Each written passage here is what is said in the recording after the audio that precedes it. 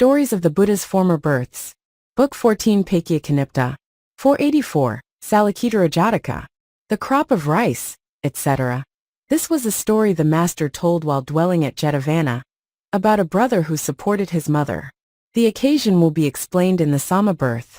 Then the master sent for this brother, and asked him, "Is what I hear true, brother, that you support lay folks?" "It is true, sir." "Who are they?" "My mother and father, sir." Said the master, "Well done, brother. Wise men of old, even when embodied as the lower animals, having been born as parrots even, when their parents grew old laid them in a nest, and fed them with food which they brought in their own beaks." So saying, he told a story of the past. Once upon a time, a king named King Magadha reigned in Rajagaha. At that time there stood a Brahmin village, named Salandia, towards the northeast as you go out of the city. In this northeastern district was property belonging to Magadha. There was a Brahmin who lived in Salandia, whose name was Kosiagata, and he held an estate of 1,000 acres, where he grew rice. When the crop was standing, he made a stout fence, and gave the land in charge to his own men, to one 50 acres, to another 60, and so he distributed among them some 500 acres of his estate. The other 500 he delivered to a hired man for a wage, and the man made a hut there, and dwelt there day and night. Now to the northeast of this estate was a certain great wood of silk cotton trees, growing upon the flat top of a hill, and in this wood lived a great number of parrots. At that time the Bodhisattva was born among this flock of parrots, as the son of the king of the parrots. He grew up handsome and strong. Big his body was as the nave of a cart wheel. His father, now grown old, said to him, "I am able no longer to go far afield. Do you take care of this flock?" And committed the lordship of it to his son. From the next day onwards he refused to permit his parents to go foraging, but with the whole flock away he flew to the Himalaya hills, and after eating his fill of the clumps of rice that grew wild there, on his return brought food sufficient for his mother and father, and fed them with it. One day the parrots asked him a question. "Formerly," they said, "the rice was ripe by this time on the Magadha farm. Is it grown now or not?" "Go and see," he replied, and then sent 2 parrots to find out. The parrots departed, and alighted in the Magadha lands, in that part which was guarded by the hired man. Rice they ate, and 1 head of rice they took back with them to their wood, and dropped it before the great being's feet, saying, "Such is the rice which grows there." He went next day to the farm, and alighted with all his flock. The man ran this way and that, trying to drive off the birds, but drive them away he could not. The rest of the parrots ate, and departed with empty beaks. But the parrot king gathered together a quantity of rice, and brought it back to his parents. Next day the parrots ate the rice there again, and so afterwards. Then the man began to think, "If these creatures go on eating for another few days, there will not be a bit left. The Brahmin will have a price put on the rice, and find me in the sum. I will go tell him." Taking a handful of rice, and a gift with it, he went to see the Brahmin, and greeted him, and stood on one side. "Well, my good man," said the master, "is there a good crop of rice?" "Yes, Brahmin, there is," he replied, and repeated 2 stanzas. "The crop of rice is very nice, but I would have you know, the parrots are devouring it. I cannot make them go. There is one bird, of all the herd the finest, who first feeds, then takes a bundle in his beak to meet his future needs." When the Brahmin heard this, he conceived an affection for the parrot king. "My man," quoth he, "do you know how to set a snare?" "Yes, I know." The master then addressed him in this stanza. "Then set a snare of horse's hair that captured he may be, and see thou take the bird alive and bring him here to me." The farm watchman was much pleased that no price had been put upon the rice, and no debt spoken of. He went straight and made a snare of horsehair. Then he found out when they were like to descend that day, and spying out the place where the parrot king alighted.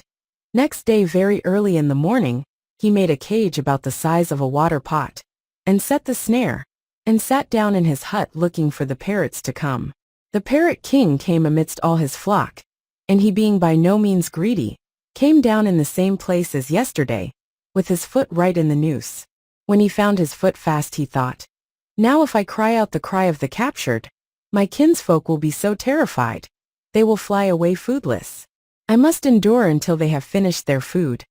When at last he perceived that they had taken their fill, being in fear of his life, he thrice cried the cry of the captured. All the birds flew off. Then the king of the parrots said, "All these my kith and kin, and not one to look back at me. What sin have I done?" And upbraiding them he uttered a stanza. They ate, they drank, and now away they hasten every one.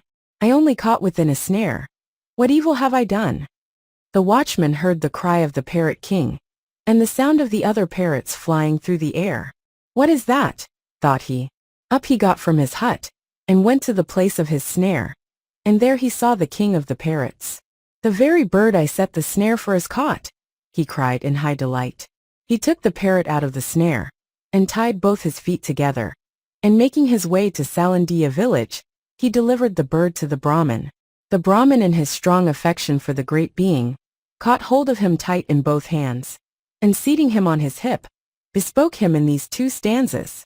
The bellies of all others are outbellied far by you. First a full meal, then off you fly with a good beak full too. Have you a granary there to fill? Or do you hate me sore? I ask it you, come tell me true. Where do you put your store? On hearing this, the parrot king answered, repeating in a human voice sweet as honey the seventh stanza. I hate thee not, O Ukkusa. No granary I own. Once in my wood I pay a debt, and also grant a loan. And there I store a treasure up, so be my answer known. Then the Brahman asked him, what is that loan the which you grant? What is the debt you pay? Tell me the treasure you store up, and then fly free away.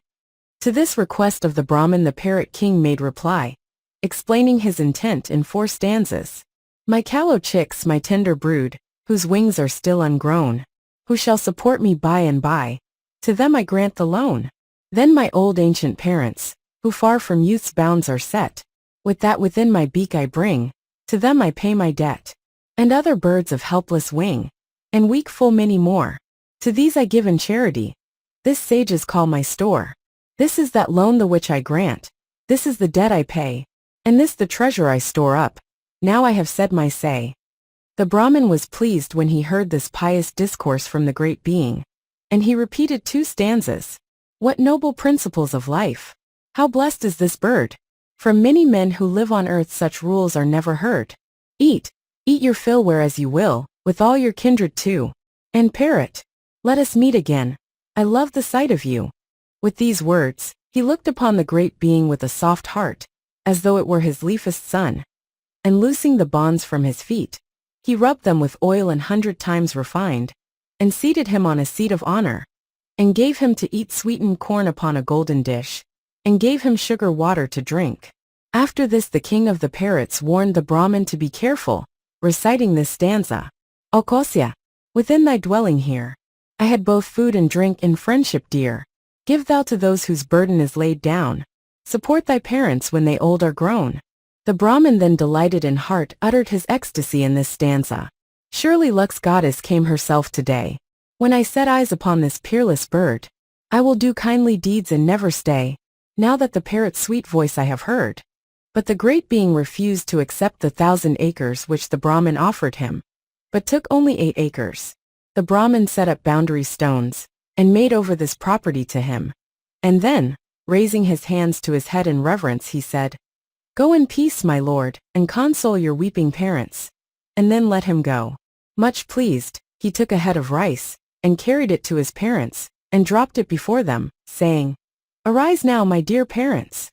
They arose at his word, with blubbered faces. Then flocks of parrots began together asking, How did you get free, my lord? He told them the whole story from beginning to end.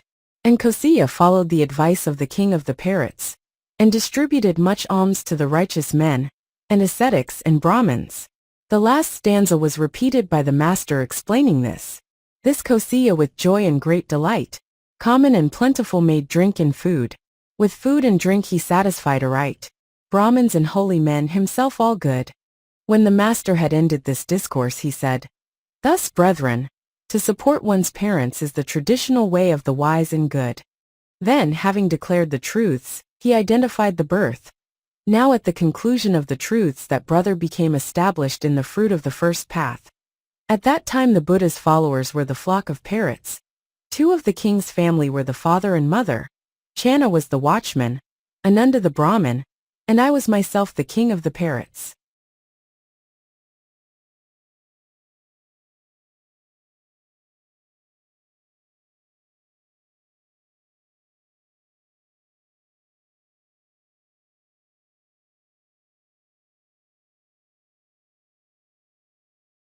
Stories of the Buddha's Former Births. Book 14 Paikya Kanipta. 485. Canda Kinnara Jataka. 'Tis passing away, etc. This is a story which the master told, while dwelling in the banyan grove hard by Kapilapura, about Rahula's mother when she was in the palace. This birth must be told beginning from the distant epoch of the Buddha's existence. But the story of the epochs, as far as the lion's roar of Kassapa of Uruvala, in Lathavana, the bamboo forest, has been told before in the Apanaka birth.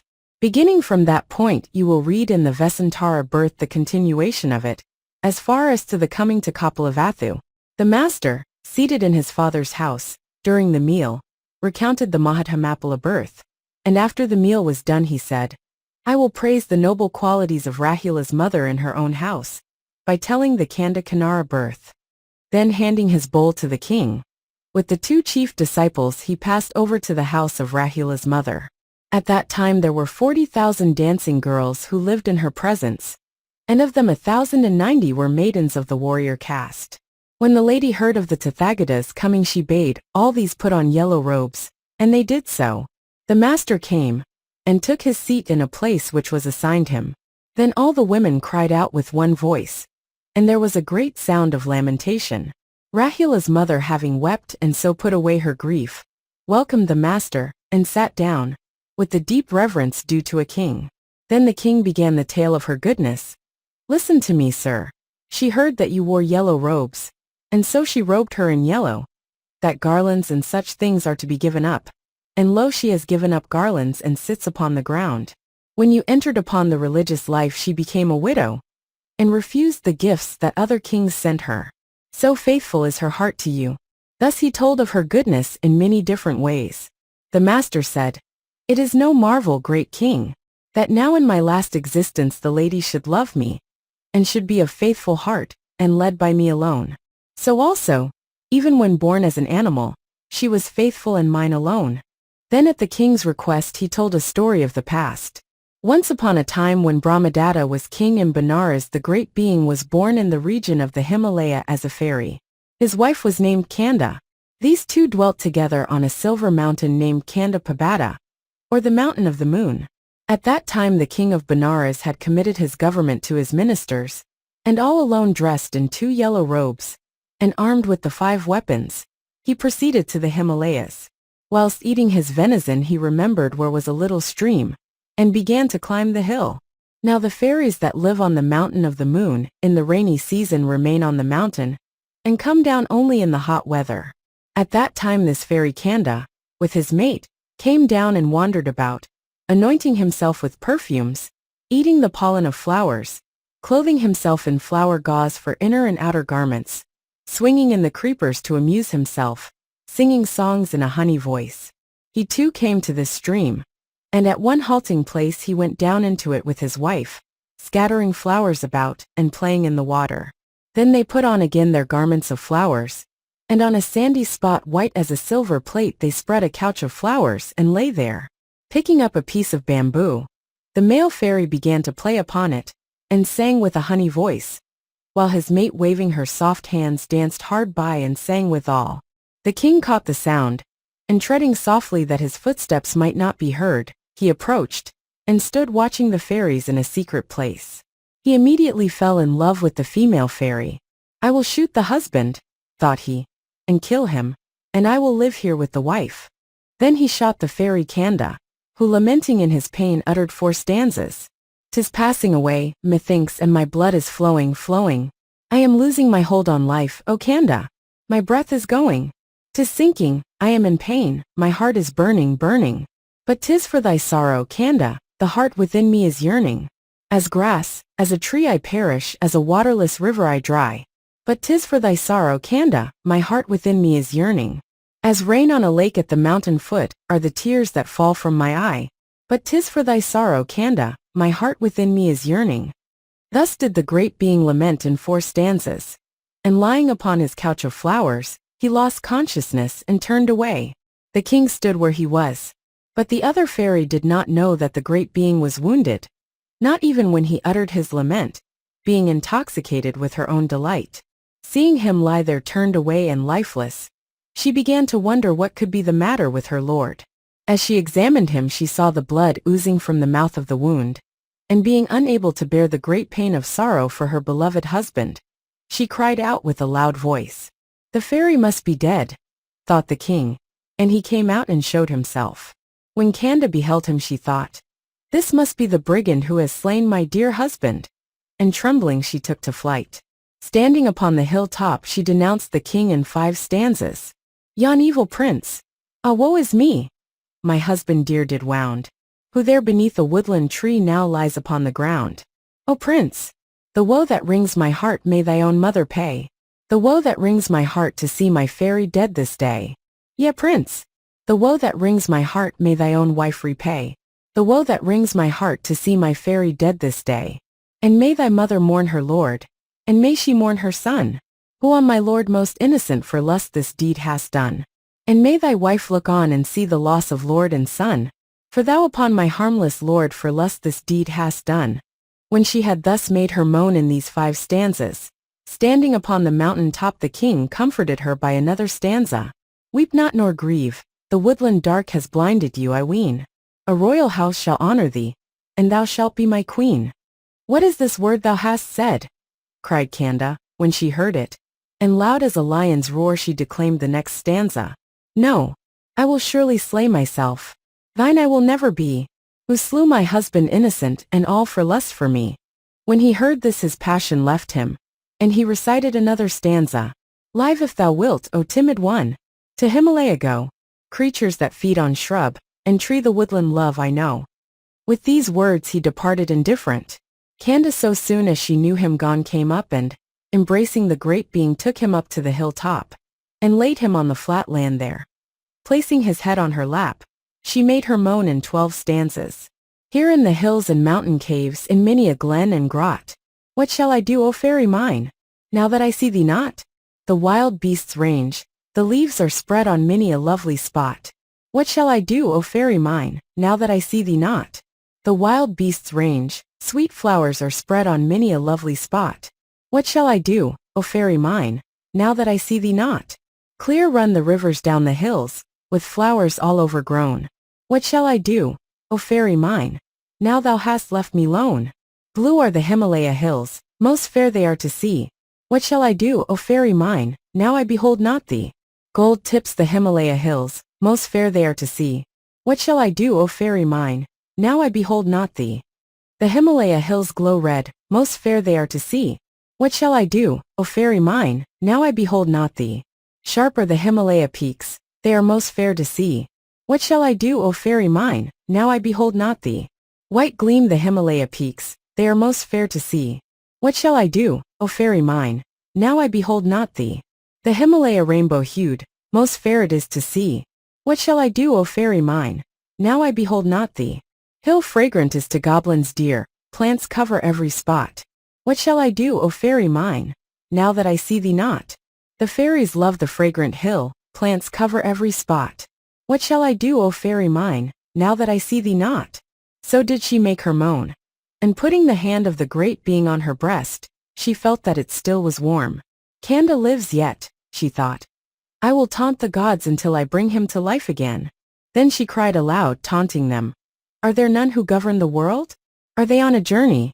Or peradventure they are dead, and therefore save not my dear husband? By the power of her pain Sakka's throne became hot. Pondering he perceived the cause. In the form of a Brahmin he approached, and from a water pot took water, and sprinkled the great being with it. On the instant the poison ceased to act, his color returned. He knew not so much as the place where the wound had been. The great being stood up quite well. Canda, seeing her well-beloved husband to be whole, in joy fell at the feet of Sakka, and sang his praise in the following stanza. Praise, holy Brahman, who didst give unto a hapless wife her well-loved husband, sprinkling him with the elixir of life. Sakka then gave this advice. From this time forth go not down from the mountain of the moon among the paths of men, but abide here. Twice he repeated this, and then returned to his own place. And Canda said to her husband, Why stay here in danger, my lord? Come, let us go to the mountain of the moon, reciting the last stanza. To the mountain let us go, where the lovely rivers flow, rivers all o'ergrown with flowers, there forever while the breeze whispers in 1,000 trees, charm with talk the happy hours. When the master had ended this discourse, he said, Not now only, but long ago as now, she was devoted and faithful of heart to me. Then he identified the birth. At that time Anuruddha was the king, Rahula's mother was Canda, and I myself was the fairy.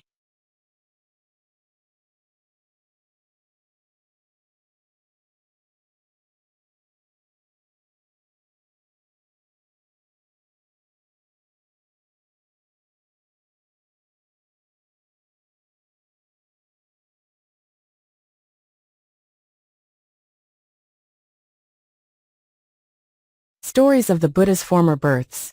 Book 14 Paikya Kanipta. 486. Maha Ukkusa Jataka. The Country Churls, etc. This story the master told while dwelling at Jetavana, about Mittagandaka, a lay brother. This man, they say, the offspring of a decayed family at Savatthi, sent a companion to offer marriage to a young gentlewoman. The question was asked, Has he friend or comrade who can dispose of any matter that needs looking to? Reply was made, No, there was none. Then he must make some friends first, they said to him. The man followed this advice, and struck up a friendship with the 4 gatekeepers. After this he made friends by degrees with the town warders, the astrologers, the nobles of the court, even with the commander-in-chief and the viceroy. And by association with them he became the king's friend, and after that a friend of the 80 chief elders, and through Elder Ananda, with the Tathagata himself. Then the master established his family in the refuges and the virtues. The king gave him high place, and he was known as Mittagandaka, the man of many friends. The king bestowed a great house upon him, and caused his nuptial feast to be celebrated, and a world of people from the king downward sent him gifts. Then his wife received a present sent by the king, and the viceroy's present sent by the viceroy, and the present of the commander-in-chief, and so forth, having all the people of the city bound to her. On the 7th day, with great ceremony the Dasabala was invited by the newly married pair. Great gifts were bestowed on the Buddha and his company to the number of 500. At the end of the feast they received the master's thanks, and were both established in the fruit of the first path. In the hall of truth, all were talking about it. Brethren, the layman Mittagandaka followed his wife's advice, and by her means became a friend to every one, and received great honor at the king's hand. And having become friends with the master, both husband and wife were established in the fruit of the first path. The master entering asked what they talked of. They told him. He said, This is not the first time, brethren, that this man has received great honor by reason of this woman. In days long gone by, when he was an animal, by her advice he made many friends, and was set free from anxiety on a son's behalf. So saying he told a story of the past.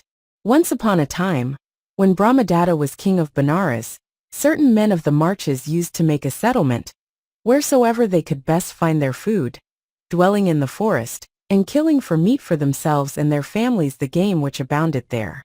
Not far from their village was a large natural lake, and upon its southward shore lived a hawk, on the west a she-hawk, on the north a lion, king of the beasts, on the east an osprey, king of the birds. In the middle dwelt a tortoise on a small island. The hawk asked the she-hawk to become his wife. She asked him, Have you any friend? No, madam, he replied. We must have someone who can defend us against any danger or trouble that may arise. And you must find some friends. Whom shall I make friends with? Why, with King Osprey who lives on the eastern shore, and with the lion on the north, and with the tortoise who dwells in the middle of this lake. He took her advice and did so.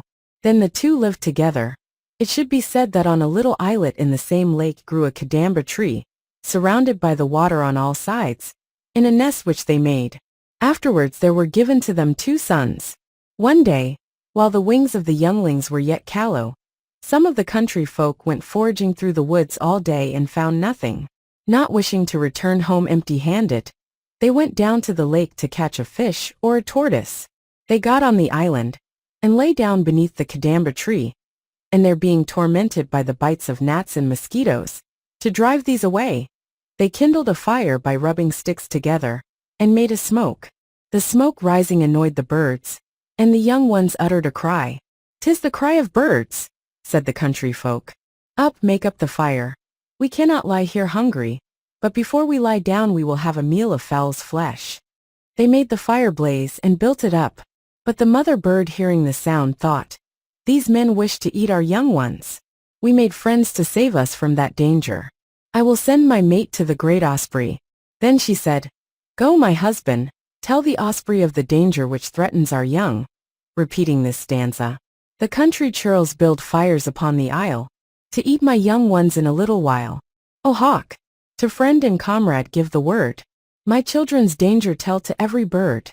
The cock-bird flew at all speed to the place, and gave a cry to announce his arrival. Leave given, he came near to the osprey, and made his greeting. "Why have you come?" asked the osprey. Then the cock repeated the second stanza. "O winged fowl, chiefest of birds art thou. So osprey king, I seek thy shelter now. Some country folk a-hunting now are fain to eat my young, be thou my joy again." "Fear not," said the osprey to the hawk, and consoling him he repeated the third stanza. "In season, out of season wise men make, both friends and comrades for protection's sake. For thee, O hawk, I will perform this deed. The good must help each other at their need." Then he went on to ask, "Have the churls climbed up the tree, my friend?" "They are not climbing yet. They are just piling wood on the fire." "Then you had better go quickly and comfort my friend your mate, and say I am coming." He did so. The osprey went also, and from a place near to the Canda tree he watched for the men to climb, sitting upon a treetop.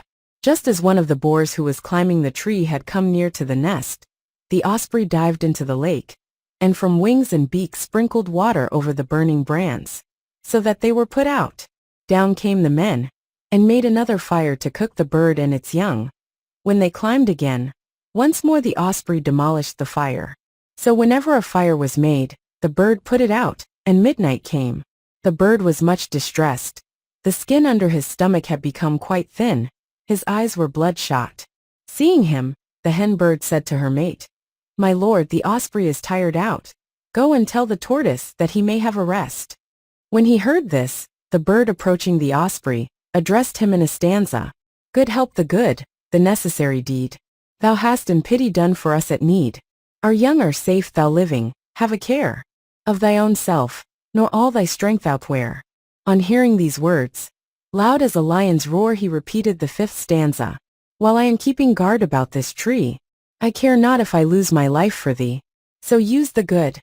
Thus friend will do for friend. Yea, even if he perish at the end." But the sixth stanza was repeated by the master, in his perfect wisdom, as he praised the bird's goodness. The egg-born bird that flies the air did a most painful work. The osprey, guarding well the chicks before the midnight murk. Then the hawk said, "Rest a while, friend osprey," and then away to the tortoise whom he aroused. "What is your errand, friend?" asked the tortoise.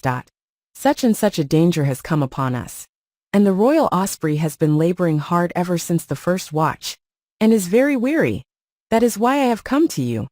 With these words he repeated the seventh stanza. "Even they who fall through sin or evil deed may rise again if they get help in need. My young in danger, straight I fly to thee. O dweller in the lake, come succor me." On hearing this the tortoise repeated another stanza. "The good man to a man who is his friend, both food and goods, even life itself, will lend. For thee, O hawk, I will perform this deed. The good must help each other at their need." His son, who lay not far off, hearing the words of his father thought, "I would not have my father troubled, but I will do my father's part." And therefore he repeated the ninth stanza. "Here at thy ease remain, O father mine, and I thy son will do this task of thine. A son should serve a father, so 'tis best. I'll save the hawk his young ones in the nest." The father tortoise addressed his son in a stanza. "So do the good, my son, and it is true, that son for father service ought to do. Yet they may leave the hawk's young brood alone, perchance, if they see me so fully grown. With these words the tortoise sent the hawk away, adding, "Fear not, my friend, but go you before and I will come presently after." He dived into the water, collected some mud, and went to the island, quenched the flame, and lay still. Then the countryman cried, "Why should we trouble about the young hawks? Let us roll over this cursed tortoise, and kill him. He will be enough for all." So they plucked some creepers and got some strings.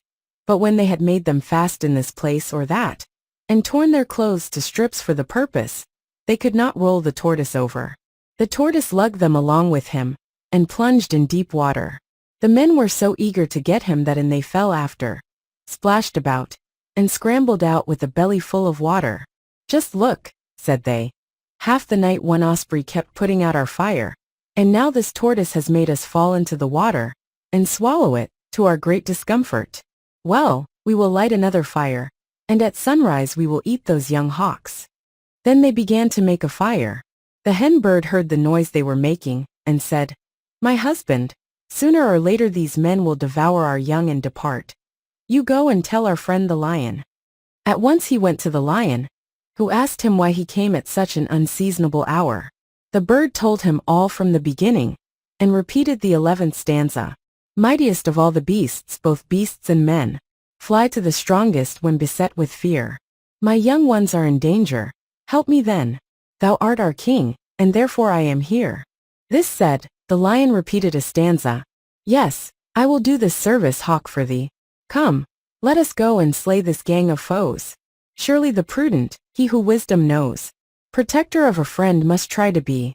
Having thus spoken he dismissed him, saying, "Now go, and comfort your young ones." Then he went forward, churning up the crystal water.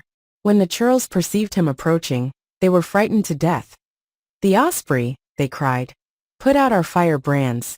The tortoise made us lose the clothes we had on. But now we are done for. This lion will destroy us at once." They ran this way and that. When the lion came to the foot of the tree, nothing could he see.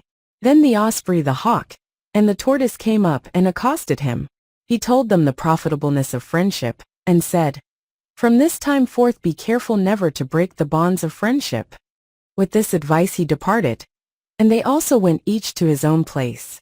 The hen hawk, looking upon her young, thought, "Ah, through friends have my young been given back to me." And as she rejoiced, she spoke to her mate, and recited 6 stanzas declaring the effect of friendship. "Get friends, a houseful of them without fail. Get a great friend, a blessing he'll be found. Vain strike the arrows on a coat of mail, and we rejoice our younglings safe and sound. By their own comrades' help, the friend who stayed to take their part. One chirps, the fledglings chirp reply, with notes that charm the heart. The wise asks help at friends or comrades' hand, lives happy with his goods and brood of kind. So I, my mate and young together stand, because our friend to pity was inclined. A man needs king and warriors for protection, and these are his whose friendship is perfection. Thou cravest happiness, he is famed and strong. He surely prospers to whom friends belong. Even by the poor and weak, O hawk, good friends must needs be found. See now by kindness we and ours each one are safe and sound. The bird who wins a hero strong to play a friendly part, as thou and I are happy, hawk, is happy in his heart." So she declared the quality of friendship in 6 stanzas. And all this company of friends lived all their lives long without breaking the bond of friendship, and then passed away according to their deeds. The master, having ended this discourse, said, "This is not the first time, brethren, that he won to bliss by his wife's means. It was the same before." With these words he identified the birth. At that time the married pair were the pair of hawks. Rahula was the young tortoise, Moggallana was the old tortoise, Sariputta the osprey, and I was myself the lion.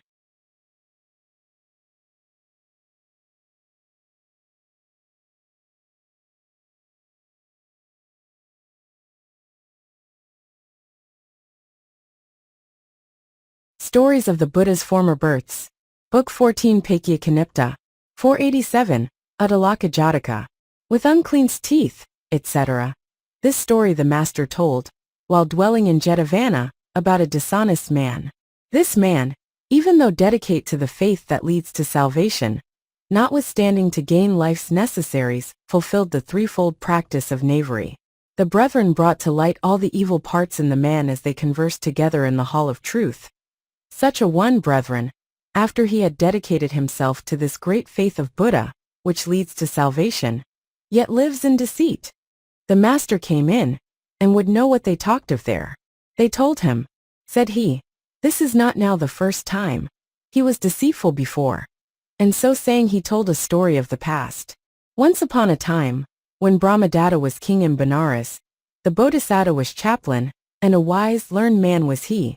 On a certain day, he went into his park to disport him, and seeing a beauteous light skirts fell in love with her, and took up his abode with her. He got her with child, and when she perceived it she said to him, Sir, I am with child. When he is born, and I am to name him, I will give him his grandfather's name. But he thought, it can never be that the name of a noble family should be given to a slave girl's bastard. Then he said to her, My dear, this tree here is called Uddalaka, and you may name the child Uddalaka because he was conceived here. Then he gave her a seal ring, and said, If it be a girl, use this to help bring her up. But if a boy, bring him to me when he grows up. In due time she brought forth a son, and named him Uddalaka. When he grew up he asked his mother, Mother, who is my father? The chaplain, my boy. If that is so, I will learn the holy books. So receiving the ring from his mother, and a teacher's fee, he journeyed to Taccha, and learnt there of a world-renowned teacher. In the course of his studies he saw a company of ascetics. These must surely have the perfect knowledge, thought he. I will learn of them. Accordingly he renounced the world, so eager he was for knowledge, and did menial service for them, begging them in return to teach him their own wisdom. So they taught him all they knew, but among the whole 500 of them, not one there was outdid him in knowledge. He was the wisest of them all. Then they gathered together, and appointed him to be their teacher. He said to them, Venerable sirs, you always live in the woodland eating of fruits and roots. Why do you not go in the paths of men? Sir, they said, men are willing to give us gifts, but they make us show gratitude by declaring the law. They ask us questions. For fear of this we go not ever among them. He answered, Sirs, if you have me, let a universal monarch ask questions, leave me to settle them, and fear nothing. So he went on pilgrimage with them, seeking alms, and at last came to Benares, and stayed in the king's park. Next day, in company with them all, he sought alms in a village before the city gate. The folk gave them alms in plenty. On the day following the ascetics traversed the city, the folk gave them alms in plenty. The ascetic Uddalaka gave thanks and blessed them, and answered questions. The people were edified, and gave all they had need of in great abundance. The whole city buzzed with the news. A wise teacher is come, a holy ascetic, and the king got wind of it. Where do they live? Asked the king. They told him, in the park. Good, quoth he. This day I will go and see them. A man went and told it to Uddalaka, saying, The king is to come and see you today. He called the company together, and said, Sirs, the king is coming. When favor in the eyes of the great for one day, it is enough for a lifetime. What must we do, teacher? They asked. Then he said, Some of you must be at the swinging penance, some squat on the ground, some lie upon beds of spikes, some practice the penance of the 5 fires. Others go down into the water. Others again recite holy verses in this place or that. They did as he bade. Himself with wise men 8 or 10, sat upon a prepared seat with a head rest disputing. A fair volume beside him laid upon a beautiful standish, and listeners all around.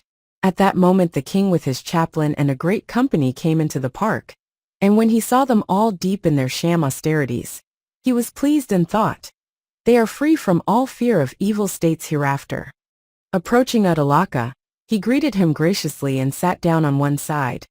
Then in the delight of his heart began speaking to the chaplain, and recited the first stanza, with unclean teeth and goatskin garb and hair, all matted, muttering holy words in peace.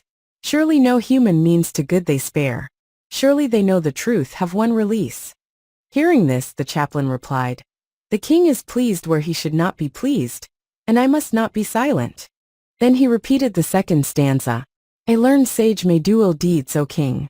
A learned sage may fail to follow right. 1,000 Vedas will not safety bring. failing just works or save from evil plight. Uddalaka, when he heard these words, thought to himself, the king was pleased with the ascetics, be they what you will. But this man comes a clap over the snout of the ox when he goes too fast, drops dirt in the dish all ready to eat. I must talk to him. So he addressed to him the third stanza. 1,000 Vedas will not safety bring, failing just works or save from evil plight. The Vedas then must be a useless thing. True doctrine is control yourself, do right. At this the chaplain recited the fourth stanza. Not so, the Vedas are no useless thing. Though works with self-control, true doctrine is. To study well the Vedas fame will bring, but by right conduct we attain to bliss. Now thought Uddalaka, it will never do to be on ill terms with this man. If I tell him I am his son, he needs must love me. I will tell him I am his son. Then he recited the fifth stanza. Parents and kinsmen claim one's care. A second self our parents are. I'm Uddalaka, a shoot. Noble Brahmin from thy root. Are you indeed Uddalaka? He asked. Yes, said the other. Then he said, I gave your mother a token, where is it? He said, here it is, Brahmin, and handed him the ring. The Brahmin knew the ring again and said, without doubt you are a Brahmin. But do you know the duties of a Brahmin? He inquired concerning these duties in the words of the sixth stanza. What makes the Brahmin? How can he be perfect? Tell me this. What is a righteous man, and how wins he nirvana's bliss? Uddalaka explained it in the seventh stanza. The world renounced with fire he worship pays, pours water, lifts the sacrificial pole. As one who does his duty men him praise, and such a Brahmin wins him peace of soul. The chaplain listened to his account of the Brahmin's duties, but found fault with it, reciting the eighth stanza as follows. Not sprinkling makes the Brahmin pure, perfection is not this, nor peace nor kindness thus he wins, nor yet nirvana's bliss. Hereupon Uddalaka asked, if this does not make the Brahmin, then what does? Reciting the ninth stanza. What makes the Brahmin? How can he be perfect? Tell me this. What is a righteous man? And how wins he nirvana's bliss? The chaplain answered by reciting another stanza. He has no field, no goods, no wish, no kin. Careless of life, no lusts, no evil ways. Even such a Brahmin peace of soul shall win. So as one true to duty men him praise. After this Uddalaka recited a stanza. Katiya, Brahman, Vesa, Sutta and Kindala Ukkusa. All these can be compassionate, can win nirvana's bliss. Who among all the saints is there who worse or better is? Then the Brahmin recited a stanza, to show that there is no higher or lower from the moment sainthood is won. Katiya, Brahman, Vesa, Sutta, and Kindala Ukkusa. All these can be compassionate, can win nirvana's bliss. None among all the saints is found who worse or better is. But Uddalaka found fault with this, reciting a couple of stanzas. Katiya, Brahman, Vesa, Sutta and Kindala Ukkusa. All these can virtuous be, and all attain nirvana's bliss. None among all the saints is found who worse or better is. You are a Brahmin then, for not vain is your rank, I Wisconsin. Here the chaplain recited two stanzas more, with a similitude. With canvas dyed in many a tint pavilions may be made. The roof a many-colored dome. One color is the shade. Even so when men are purified, so is it here on earth. The good perceive that they are saints, and never ask their birth. Now Uddalaka could not say nay to this, and so he sat silent. Then the Brahmin said to the king, all these are knaves, O king. All India will come to ruin through knavery. Persuade Uddalaka to renounce his asceticism, and to be chaplain under me. Let the rest leave their asceticism. Give them shield and spear and make them your men. The king consented, and did so, and they all entered the service of the king. When the master had ended this discourse, he said, this is not the first time, brethren, that the man was a knave. Then he identified the birth. At that time the dishonest brother was Uddalaka, Ananda was the king, and I was the chaplain.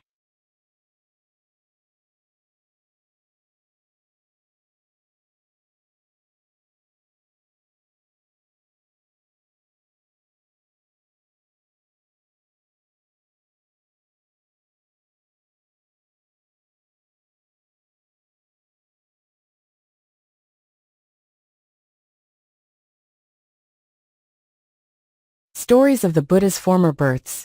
Book 14 Paikya Kanipta. 488. Bhisa Jataka. May horse and kine, etc. This story the master told whilst dwelling in Jetavana, about a backsliding brother. The circumstances will appear under the Ukkusa birth. Here again the master asked, "Is it true, brother, that you have backslidden?" "Yes, sir, it is true." "For what cause?" "For sin's sake, sir." "Brother, why do you backslide, after embracing such a faith as this which leads to salvation? And all for sin's sake?" In days of yore, before the Buddha arose, wise men who took to the religious life, even they who were outside the pale, made an oath, and renounced a suggested idea connected with temptations or desires. So saying, he told a story of the past. Once upon a time, when Brahmadatta was king in Benares, the Bodhisattva was born as the son of a great Brahmin Magnifico, who owned a fortune of 80 crores of money. The name they gave him was my Lord Maha, the greater Lord of Gold. At the time when he could but just go upon his feet, another son was born to the Brahmin, and they called him my Lord Upa, the lesser Lord of Gold. Thus in succession 7 sons came, and youngest of all came a daughter, whom they named Kankana Devi, the Lady of Gold. Maha Kankana, when he grew up, studied at Taccha all the arts and sciences, and returned home. Then his parents desired to establish him in a household of his own. "We will fetch you," said they, "a girl from a family to be a fit match for you, and then you shall have your own household." But he said, "Mother and father, I want no household. To me the 3 kinds of existence are terrible as fires, beset with chains like a prison house, loathsome as a dunghill. Never have I known of the deed of kind, not so much as in a dream. You have other sons, bid them be heads of families and leave me alone." Though they begged him again and again, sent his friends to him, and besought him by their lips, yet he would none of it. Then his friends asked him, "What do you wish, my good friend, that you care nothing for the enjoying of love and desire?" He told them how he had renounced all the world. When the parents understood this, they made the like proposal to the other sons, but none of them would hear of it, nor yet again did the Lady Kankana. By and by the parents died. The wise Maha Kankana did the obsequies for his parents. With the treasure of 80 crores he distributed alms munificently to beggars and wayfaring men. Then taking with him his 6 brothers, his sister, a servant man and handmaiden and 1 companion, he made the great retirement and retired into the region of Himalaya. There in a delightsome spot near a lotus lake they built them an hermitage, and lived a holy life eating of the fruits and roots of the forest. When they went into the forest, they went one by one, and if ever one of them saw a fruit or a leaf he would call the rest. There telling all they had seen and heard, they picked up what there was. It seemed like a village market. But the teacher, the ascetic Maha Kankana, thought to himself, "We have cast aside a fortune of 80 crores and taken up the religious life, and to go about greedily seeking for wild fruits is not seemly. From henceforth I will bring the wild fruits by myself." Returning then to the hermitage, in the evening he gathered all together, and told them his thought.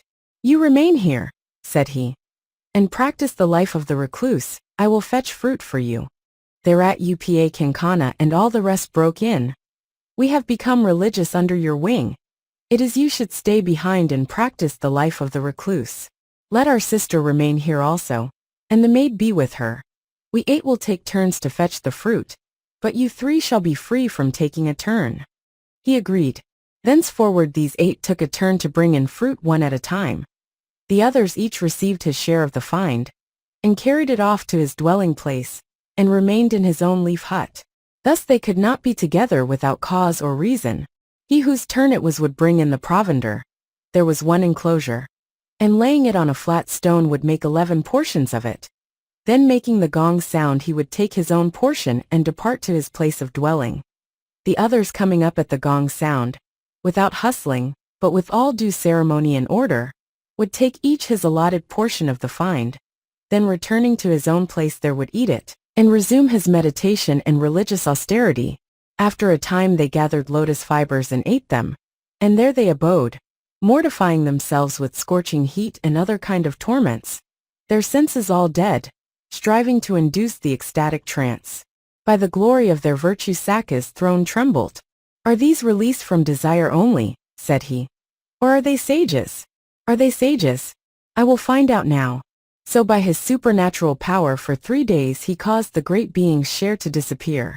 On the first day, seeing no share for him, he thought, "My share must have been forgotten." On the second day, "There must be some fault in me. He has not provided my share in the way of due respect." On the third, "Why can it be they provide no share for me? If there be fault in me, I will make my peace." So at evening he sounded upon the gong. They all came together, and asked who had sounded the gong. "I did, my brothers." "Why, good master?" "My brothers who brought in the food 3 days ago?" One uprose and said, "I did," standing in all respect. "When you made the division, did you set apart a share for me?" "Why, yes, master, the share of the eldest." "And who brought food yesterday?" Another rose and said, "I did," then stood respectfully waiting. "Did you remember me? I put by for you the share of the eldest." "Today who brought the food?" Another arose, and stood respectfully waiting. "Did you remember me in making the division? I set aside the share of the eldest for you." Then he said, "Brothers, this is the 3rd day I have had no share. The first day when I saw none, I thought, doubtless he that made the division has forgotten my share. The second day, I thought there must be some fault in me. But today I made up my mind, that if fault there were, I would make my peace. And therefore I summoned you by the sound of this gong. You tell me you have put aside for me these portions of the lotus fibers. I have had none of them. I must find out who has stolen and eaten these. When one has forsaken the world and all the lusts thereof, theft is unseemly, be it no more than a lotus stalk." When they heard these words, they cried out, "Oh, what a cruel deed!" And they were all much agitated. Now the deity which dwelt in a tree by that hermitage, the chiefest tree of the forest, came out and sat down in their midst. There was likewise an elephant, which had been unable under his training to be impassable, and break the stake he was bound to, and escaped into the woods. From time to time he used to come and salute the band of sages. And now he came also and stood on one side. A monkey also there was, that had been used to make sport with serpents, and had escaped out of the snake charmer's hands into the forest. He dwelt in that hermitage, and that day he also greeted the band of ascetics, and stood on one side. Taccha, resolved to test the ascetics, was there also in a shape invisible beside them. At that moment the Bodhisattva's younger brother, the recluse Uposatha, arose from his seat, and saluting the Buddha, with a bow to the rest of the company, said as follows, "Master, setting aside the rest, may I clear myself from this charge?" "You may, brother." He, standing in the midst of the sages, said, "If I ate those fibers of yours, such and such am I," making a solemn oath in the words of the first stanza. "May horse and kine be his, may silver gold, a loving wife, these may he precious hold. May he have sons and daughters manifold. Brahman, who stole thy share of food away." On this the ascetics put their hands over their ears, crying, "No, no, sir, that oath is very heavy." And the Bodhisattva also said, "Brother, your oath is very heavy. You did not eat the food, sit down on your pallet." He having thus made his oath and sat down, up rose the second brother, and saluting the great being, recited the second stanza to clear himself. May he have sons and raiment at his will, garlands and sandals sweet his hands may fill. His heart be fierce with lust and longing still. Brahman, who stole thy share of food away. When he sat down, the others each in his turn uttered his own stanza to express his feeling. May he have plenty, when both fame and land, sons, houses, treasures, all at his command. The passing years may he not understand. Brahman, who stole thy share of food away. As mighty warrior chief may he be known. As king of kings set on a glorious throne. The earth and its 4 corners all his own. Brahman, who stole thy share of food away.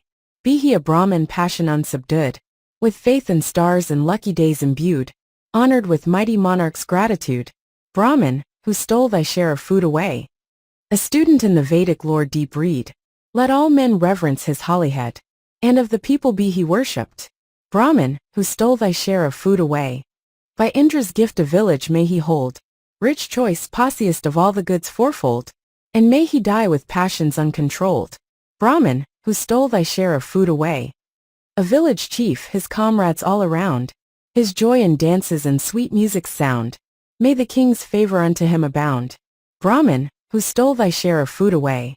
May she be fairest of all womankind.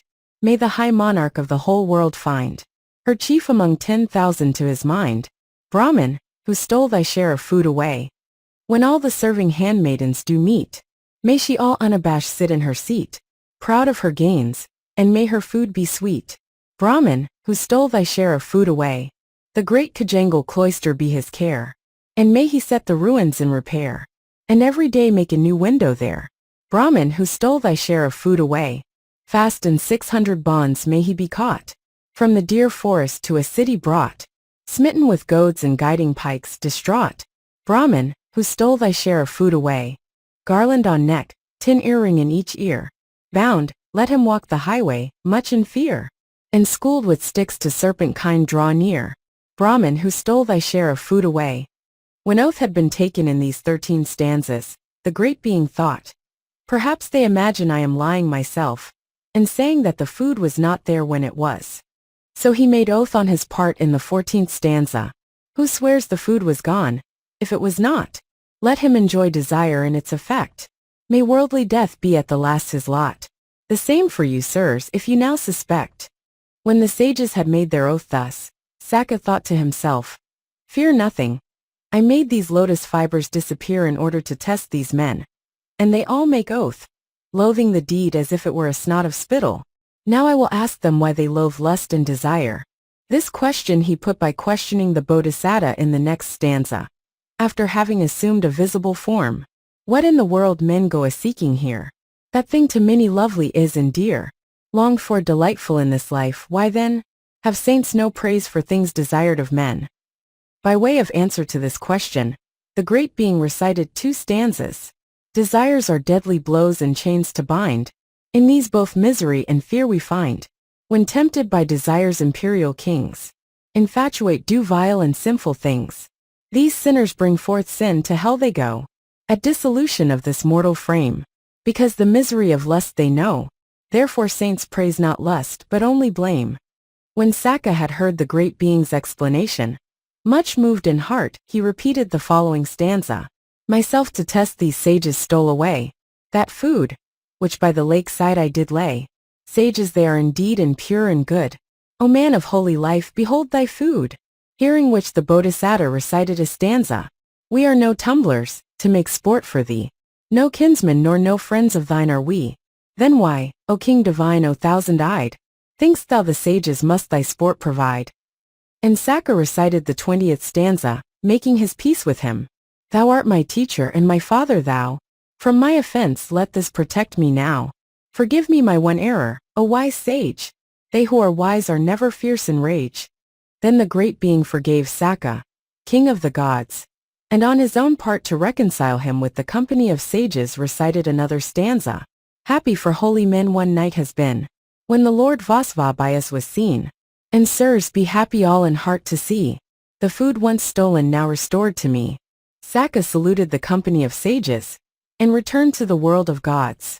And they caused the mystic trance, and the transcendent faculties to spring up within them, and became destined for Brahma's world. When the master had ended this discourse he said, Thus, brethren, wise men of old made an oath and renounced sin. This said he declared the truths. At the conclusion of the truths, the backsliding brother was established in the fruit of the first path. Identifying the birth, he recited 3 stanzas. Sariputta, Moggallana, Punna, Kassapa and I, Anuruddha, and Ananda. Then the 7 brothers were. Uppalavana was the sister, and Kujatara the maid. Satyajira was the spirit, Siddha householder the slave. The elephant was Paraliya. Madhuvasatha was the ape. Kaladeyi then was Saka.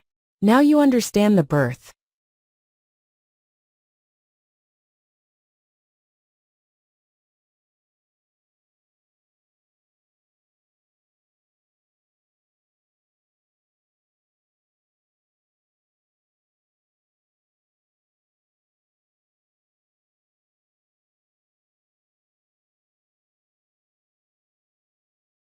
Stories of the Buddha's Former Births.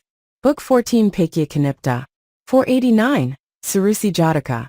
Iam, etc. This story the master told while dwelling hard by Savatthi in the mansion of Migara's mother. How she, Visakha the great lay sister, received 8 boons. One day she had heard the law preached in Jetavana. and returned home after inviting the Buddha with his followers for the next day. But late in that night a mighty tempest deluged the 4 continents of the world. The Blessed One addressed the brethren as follows. As the rain falls in Jetavana, so, brethren, falls the rain in the 4 continents of the world. Let yourselves be drenched to the skin. This is my last great world storm. So with the brethren, whose bodies were already drenched, by his supernatural power he disappeared from Jetavana, and appeared in a room of Visakha's mansion. She cried, "A marvel indeed! A thing mysterious! Oh, the miracle done by the power of the Tathagata! With floods running knee-deep. Aye, with floods running waist-deep. Not so much as the foot or the robe of a single brother will be wet." In joy and delight she waited upon the Buddha and all his company. After the meal was done, she said to the Buddha, "Verily I crave boons at the hands of the Blessed One. Visakha, the Tathagatas have boons beyond measure. But such as are permitted, such as are blameless? Speak on, Visakha. I crave that all my life long I may have the right to give to the brethren cloaks for the rainy season, food to all that come as guests, food to traveling priests, food to the sick, food to those who wait on the sick, medicine to the sick, a continual distribution of rice gruel, and to the sisters all my life long robes for bathing in." The master replied, "What blessing have you in view, Visakha, when you ask these 8 boons of the Tathagata?" She told him the benefit she hoped for. And he said, it is well, Visakha, it is well indeed, Visakha, that this is the benefit you hope for in asking the 8 boons of the Tathagata." Then he said, "I grant you the 8 boons, Visakha." Having granted her the 8 boons, and thanked her, he departed. One day when the master was dwelling in the eastern park, they began to talk of it in the Hall of Truth. Brother, Visakha, the great lay sister, notwithstanding her womanhood, received 8 boons at the Dasabala's hands. Ah, great are her virtues! The master came in, and asked what they spoke of. They told him. Said he, "It is not now the first time this woman has received boons from me, for she received such before." And he told them a story of the past. Once upon a time, there reigned a king Suruci in Middila. This king, having a son born to him, gave him the name of Suruci Kinnara, or Prince Splendid. When he grew up, he determined to study at Taccha. So thither he went, and sat down in a hall at the city gate. Now the son of the king of Benares also, whose name was Prince Brahmadatta, went to the same place, and took his seat on the same bench where Prince Suruci sat. They entered into converse together, and became friends, and went both together to the teacher. They paid the fee, and studied, and ere long their education was complete. Then they took leave of their teacher, and went on their road together. After traveling thus a short distance, they came to a stop at a place where the road parted. Then they embraced, and in order to keep their friendship alive they made a compact together. If I have a son and you a daughter, or if you have a son and I a daughter, we will make a match of it between them. When they were on the throne, a son was born to King Suruci, and to him also the name of Prince Suruci was given. Brahmadatta had a daughter, and her name was Sumetha, the wise lady. Prince Suruci in due time grew up, went to Taccha for his education, and that finished returned. Then his father, wishing to mark out his son for king by the ceremonial sprinkling, thought to himself, "My friend the king of Benares has a daughter, so they say. I will make her my son's consort." For this purpose he sent an ambassador with rich gifts. But before they had yet come, the king of Benares asked his queen this question, "Lady, what is the worst misery for a woman? To quarrel with her fellow wives. Then, my lady, to save our only daughter the princess Sumetha from this misery, we will give her to none but him that will have her, and no other." So when the ambassadors came, and named the name of his daughter, he told them, "Good friends, indeed it is true I promised my daughter to my old friend long ago, but we have no wish to cast her into the midst of a crowd of women, and we will give her only to one who will wed her and no other." This message they brought back to the king, but the king was displeased. "Ours is a great kingdom," said he. "The city of Middila covers 7 leagues. The measure of the whole kingdom is 300 leagues. Such a king should have 16,000 women at the least." But Prince Suruci, hearing the great beauty of Sumetha, fell in love from hearing of it only. So he sent word to his parents, saying, "I will take her and no other." What do I want with a multitude of women? Let her be brought. They did not thwart his desire, but sent a rich present and a great ambassade to bring her home. Then she was made his queen consort, and they were both together consecrated by sprinkling. He became King Suruci, and ruling in justice lived a life of high happiness with his queen. But although she dwelt in his palace for 10,000 years, never son nor daughter she had of him. Then all the townsfolk gathered together in the palace courtyard, with upbraidings. What is it? The king asked. Fault we have no other to find, said they. But this, that you have no son to keep up your line. You have but one queen, yet a royal prince should have 16,000 at the least. Choose a company of women, my lord. Some worthy wife will bring you a son. Dear friends, what is this you say? I pass my word I would take no other but one, and on those terms I got her. I cannot lie, no host of women for me. So he refused their request, and they departed. But Sumetha heard what was said. The king refuses to choose him concubines for his truth's sake, thought she. Well, I will find him someone. Playing the part of mother and wife to the king, she chose at her own will 1,000 maidens of the warrior caste, 1,000 of the courtiers, 1,000 daughters of householders, 1,000 of all kinds of dancing girls, for 1,000 in all, and delivered them to him. And all these dwelt in the palace for 10,000 years, and never a son or daughter they brought between them. In this way she 3 times brought 4,000 maidens, but they had neither son nor daughter. Thus she brought him 16,000 wives in all.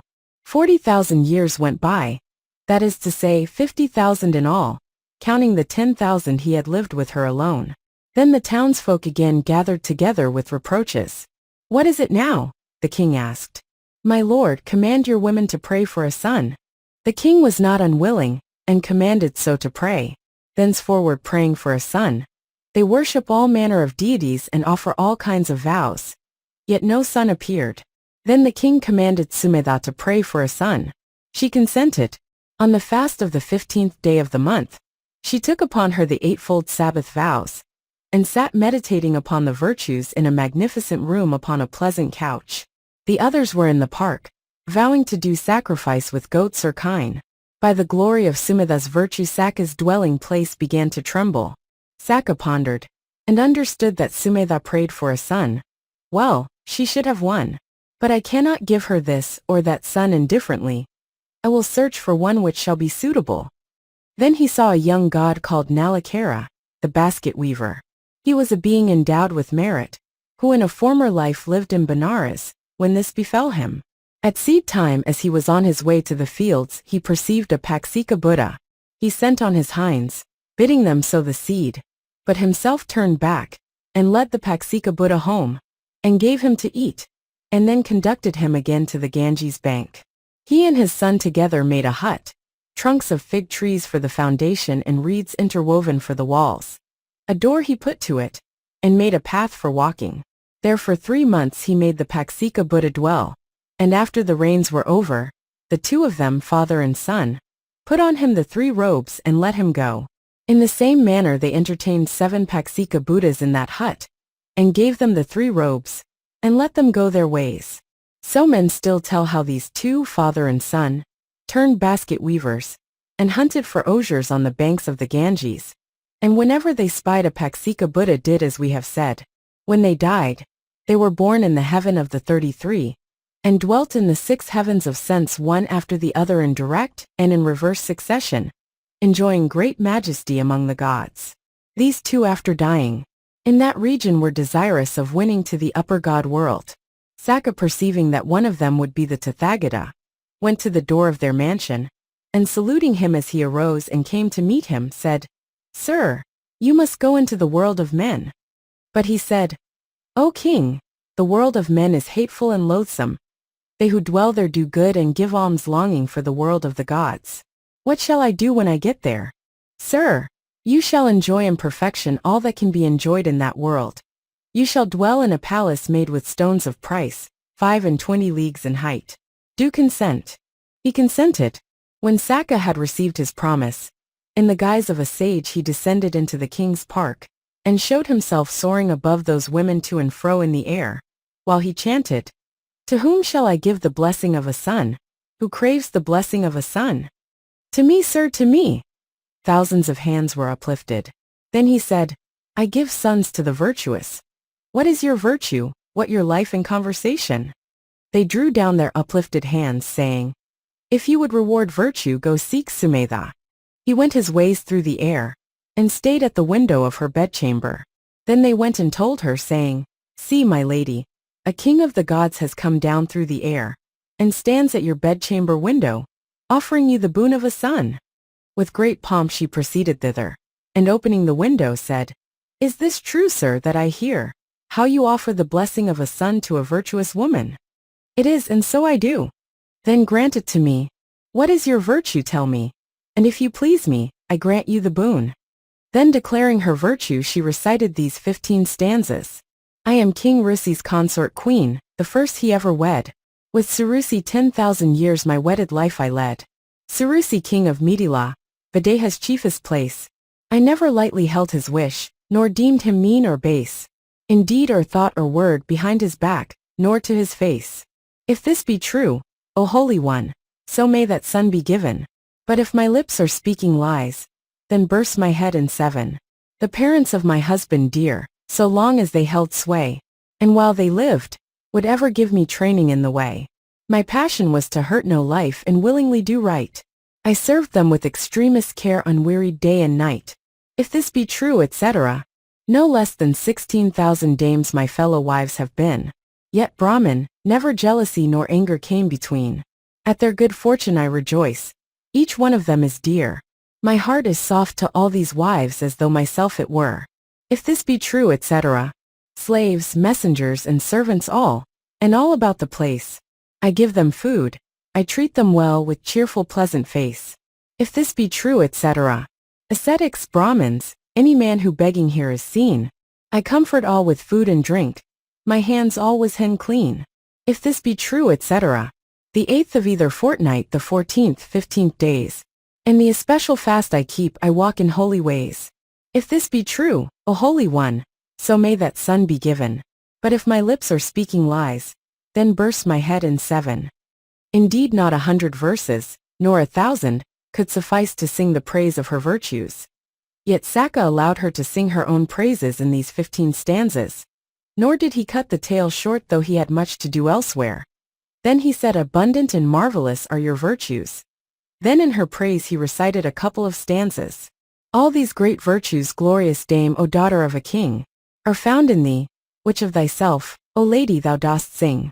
A warrior born of noble blood, all glorious and wise, Videha's righteous emperor, thy son, shall soon arise. When these words she heard, in great joy she recited 2 stanzas, putting a question to him. Unkempt, with dust and dirt begrimed, high poised in the sky, thou speakest in a lovely voice that pricks me to the heart. Art thou a mighty God, O sage, and dwellst in heaven on high? O tell me whence thou comest here. O tell me who thou art. He told her in 6 stanzas. Saka the 100-eyed thou sayest, for so the gods me call, when they are wont to assemble in the heavenly judgment hall. When women virtuous, wise, and good here in the world are found, true wives, to husbands mother kind even as in duty bound. When such a woman wise of heart and good in deed they know, to her the woman they divine, the gods themselves will go.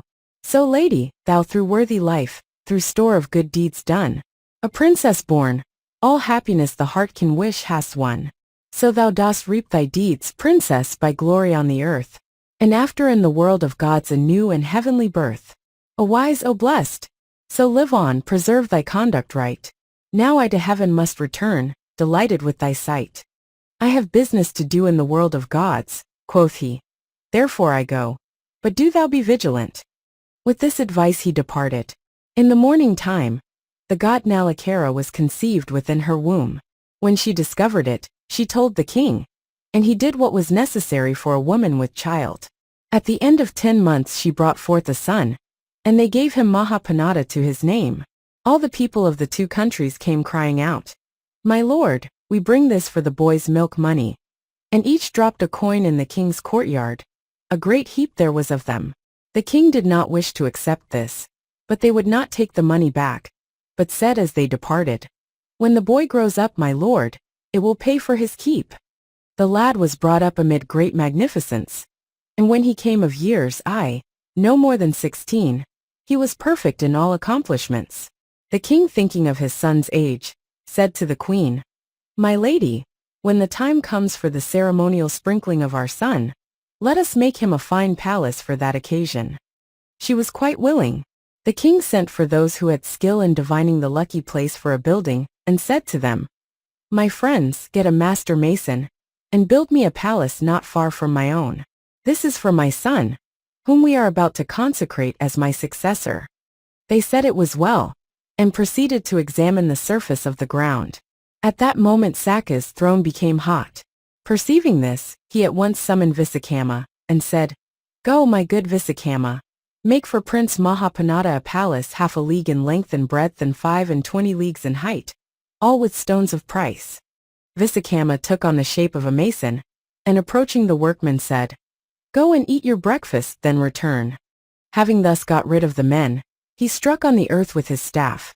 In that instant uprose a palace, 7 stories high, of the aforesaid size. Now for Maha these 3 ceremonies were done together.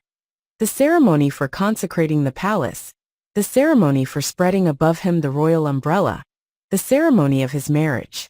At the time of the ceremony all the people of both countries gathered together, and spent 7 years of feasting, nor did the king dismiss them. Their clothes, their ornaments, their food and their drink and all the rest of it, these things were all provided by the royal family. At the 7 years in they began to grumble, and King Suruci asked why. "O king," they said, "while we have been reveling at this feast 7 years have gone by. When will the feast come to an end?" He answered, "My good friends, all this while my son has never once laughed.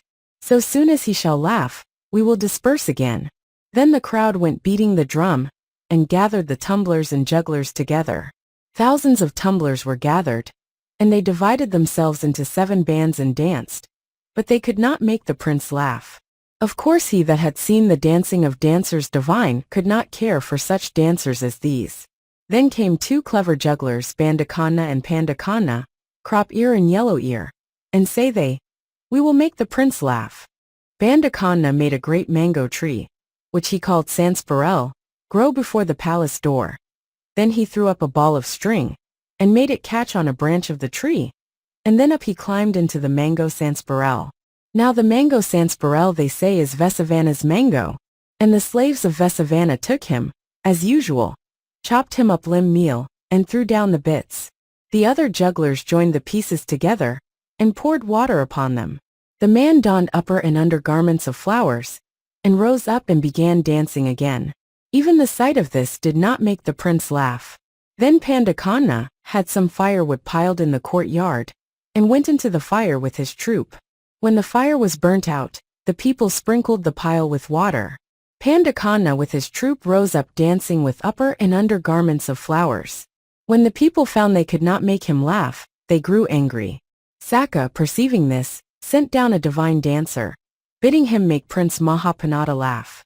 Then he came and remained poised in the air above the royal courtyard, and performed what is called the half-body dance. 1 hand, 1 foot, 1 eye, 1 tooth, go a-dancing, throbbing, flickering to and fro, all the rest stone still. Maha, when he saw this, gave a little smile. But the crowd roared and roared with laughter, could not cease laughing, laughed themselves out of their wits, lost control of their limbs, rolled over and over in the royal courtyard. That was the end of the festival. The rest of it, great Panc, mighty king, with his palace all of gold, must be explained in the Maha birth. King Maha did good and gave alms, and at his life's end went to the world of gods.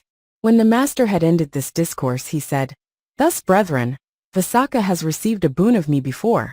And then he identified the birth. At that time, Badaji was Maha, Vipassanā the lady Sumetha, Ananda was Vipassanā, and I myself was Saka.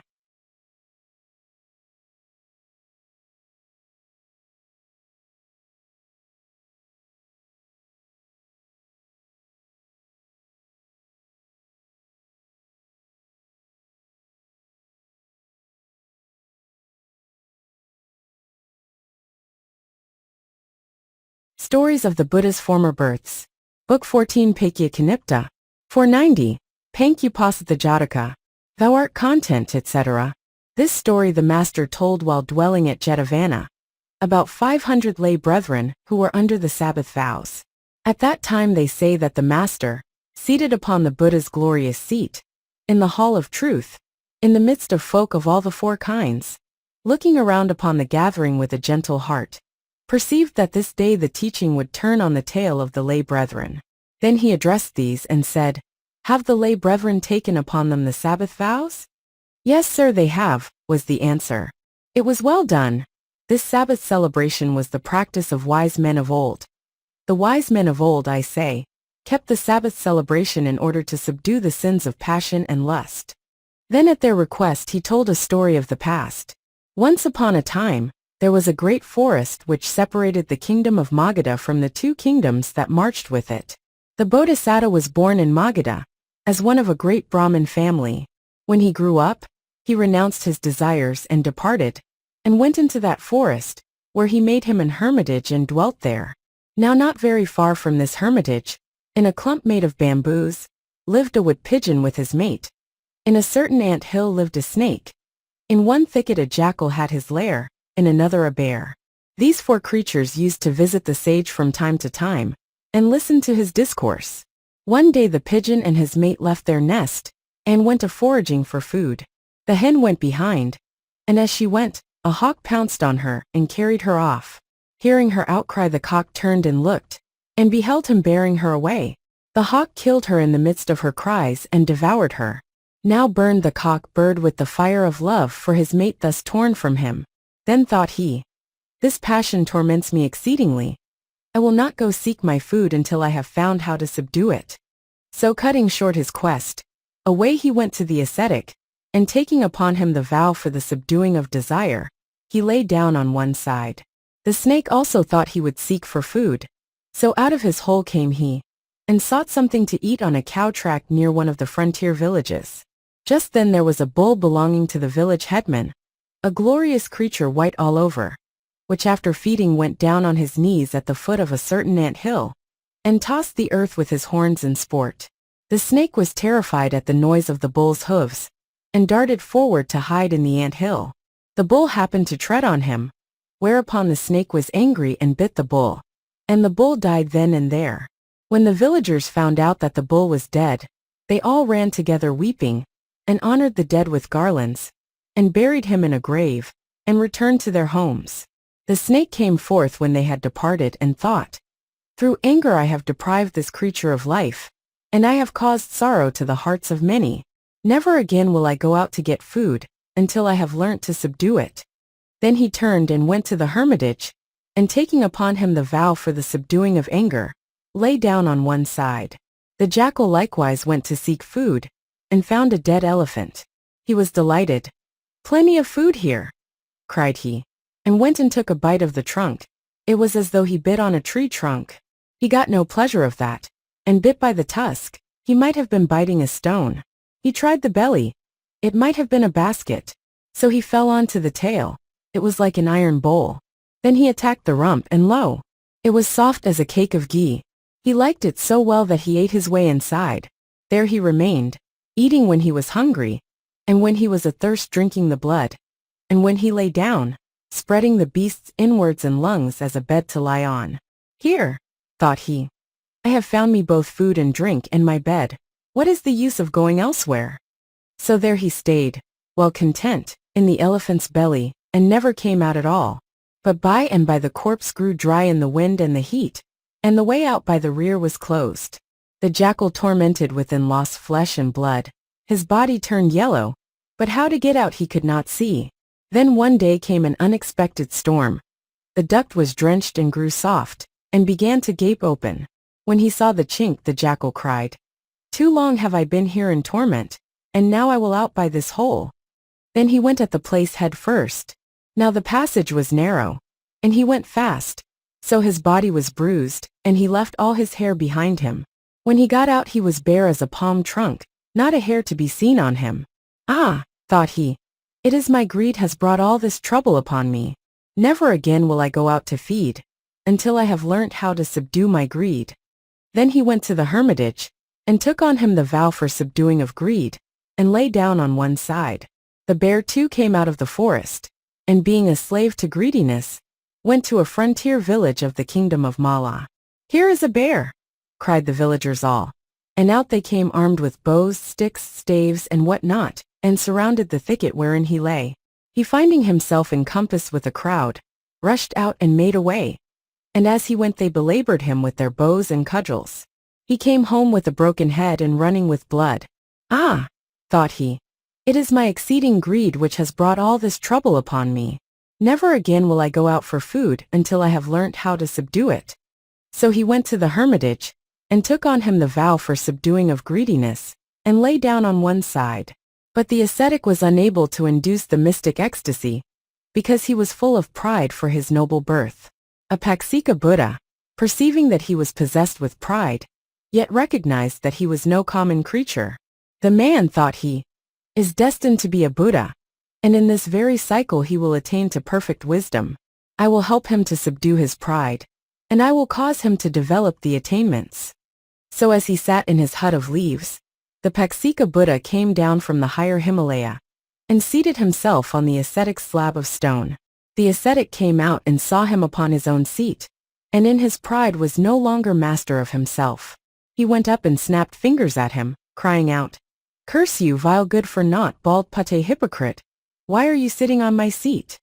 "Holy man," said the other, "why are you possessed with pride? I have penetrated the wisdom of Uposatha Buddha, and I tell you that during this very cycle you shall become omniscient.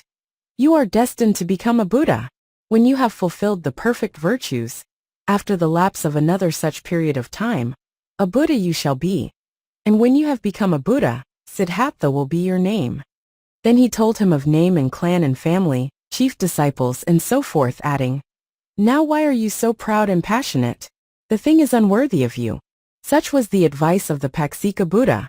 To these words the other said nothing. No salutation even, no question as to when or where or how he should become a Buddha. Then the visitor said, "Learn the measure of your birth and my powers by this. If you can, rise up in the air as I do."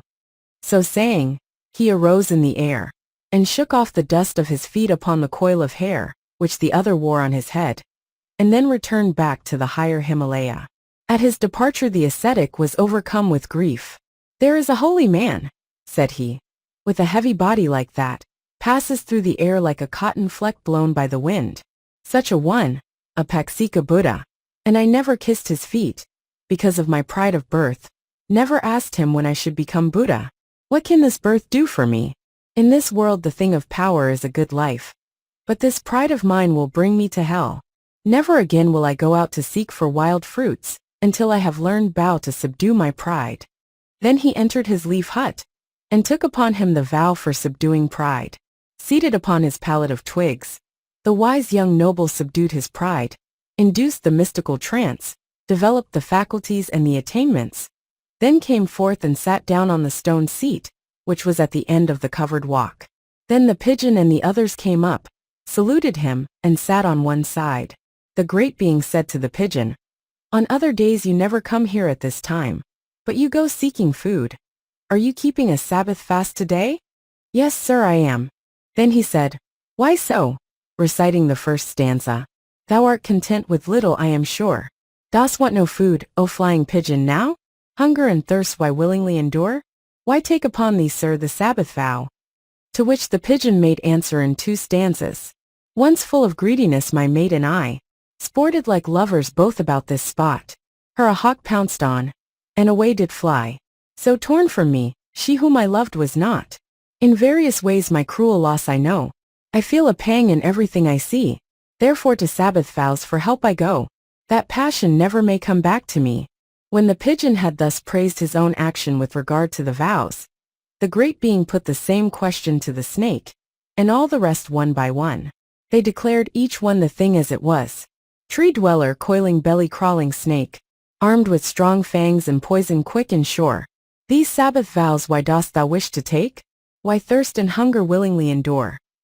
The headman's bull, all full of strength and might, with hump all quivering, beautiful and fair. He trod on me, in anger I did bite. Pierced with the pain he perished then and there. Outpour the village people every one, weeping and wailing for the sight they see. Therefore to Sabbath vow for help I run, that passion never more come back to me. Carry unto thee as food both rich and rare, corpses on charnel ground that rotting lie. Why doth a jackal thirst and hunger bear? Why take the Sabbath vows upon him, why? I found an elephant and liked the meat, so well within his belly I did stay, but the hot wind and the sun's parching heat dried up the passage where I pushed my way. All thin and yellow I became, my lord. There was no path to go by, I must stay. Then came a storm that vehemently poured, damping and softening that postern way. Then to get out again not slow was I, like the moon issuing from Raha's jaws. Therefore to Sabbath vows for help I fly, that greed may keep far from me. There's the cause. It was thy manner once to make a meal of ants upon the ant heap, Master Bear. Why willing now hunger and thirst to feel? Why willing now the Sabbath vow to swear? From greed exceeding scorned I my own home. To Malatta I made all haste to flee. Out from the village all the folk did come. With bows and bludgeons they belabored me. With blood besmeared and with a broken head. Back to my dwelling I made haste to flee. Therefore to Sabbath vows I now have fled, that greed may never more come nigh to me. Thus did they all four praise their own deed in taking of these vows upon them. Then rising up and saluting the great being, they asked him this question: Sir, on other days you go out at this time to seek for wild fruits. Why is it today you go not, but observe the Sabbath vows? They recited this stanza: That thing, sir, which thou hadst a mind to learn, to our best knowledge we have told it now, but we would ask a question in our turn. Why thou, O Brahman, takest the Sabbath vow? He explained it to them. 'Twas a Paksika Buddha, who but came, and stayed a moment in my hut and showed my comings and my goings, name and fame, my family, and all my future road. Then eaten up by pride I did not throw myself before his feet, I asked no more. Therefore to Sabbath vows for help I go, that pride may not come nigh me as of yore. In this manner the great being explained his own keeping of these vows. Then he admonished them, and sent them away, and went into his hut. The others returned each to his own place. The great being, without interrupting his ecstasy, became destined for the world of Brahma. And the others, abiding by his admonition, went to swell the hosts of heaven. The master, having ended this discourse, said, Thus, lay brethren, the Sabbath vows were the custom of wise men of old, and must be kept now. Then he identified the birth. At that time Aniruddha was the pigeon, Kassapa was the bear, Moggallana the jackal, Sariputta the snake, and I myself was the ascetic.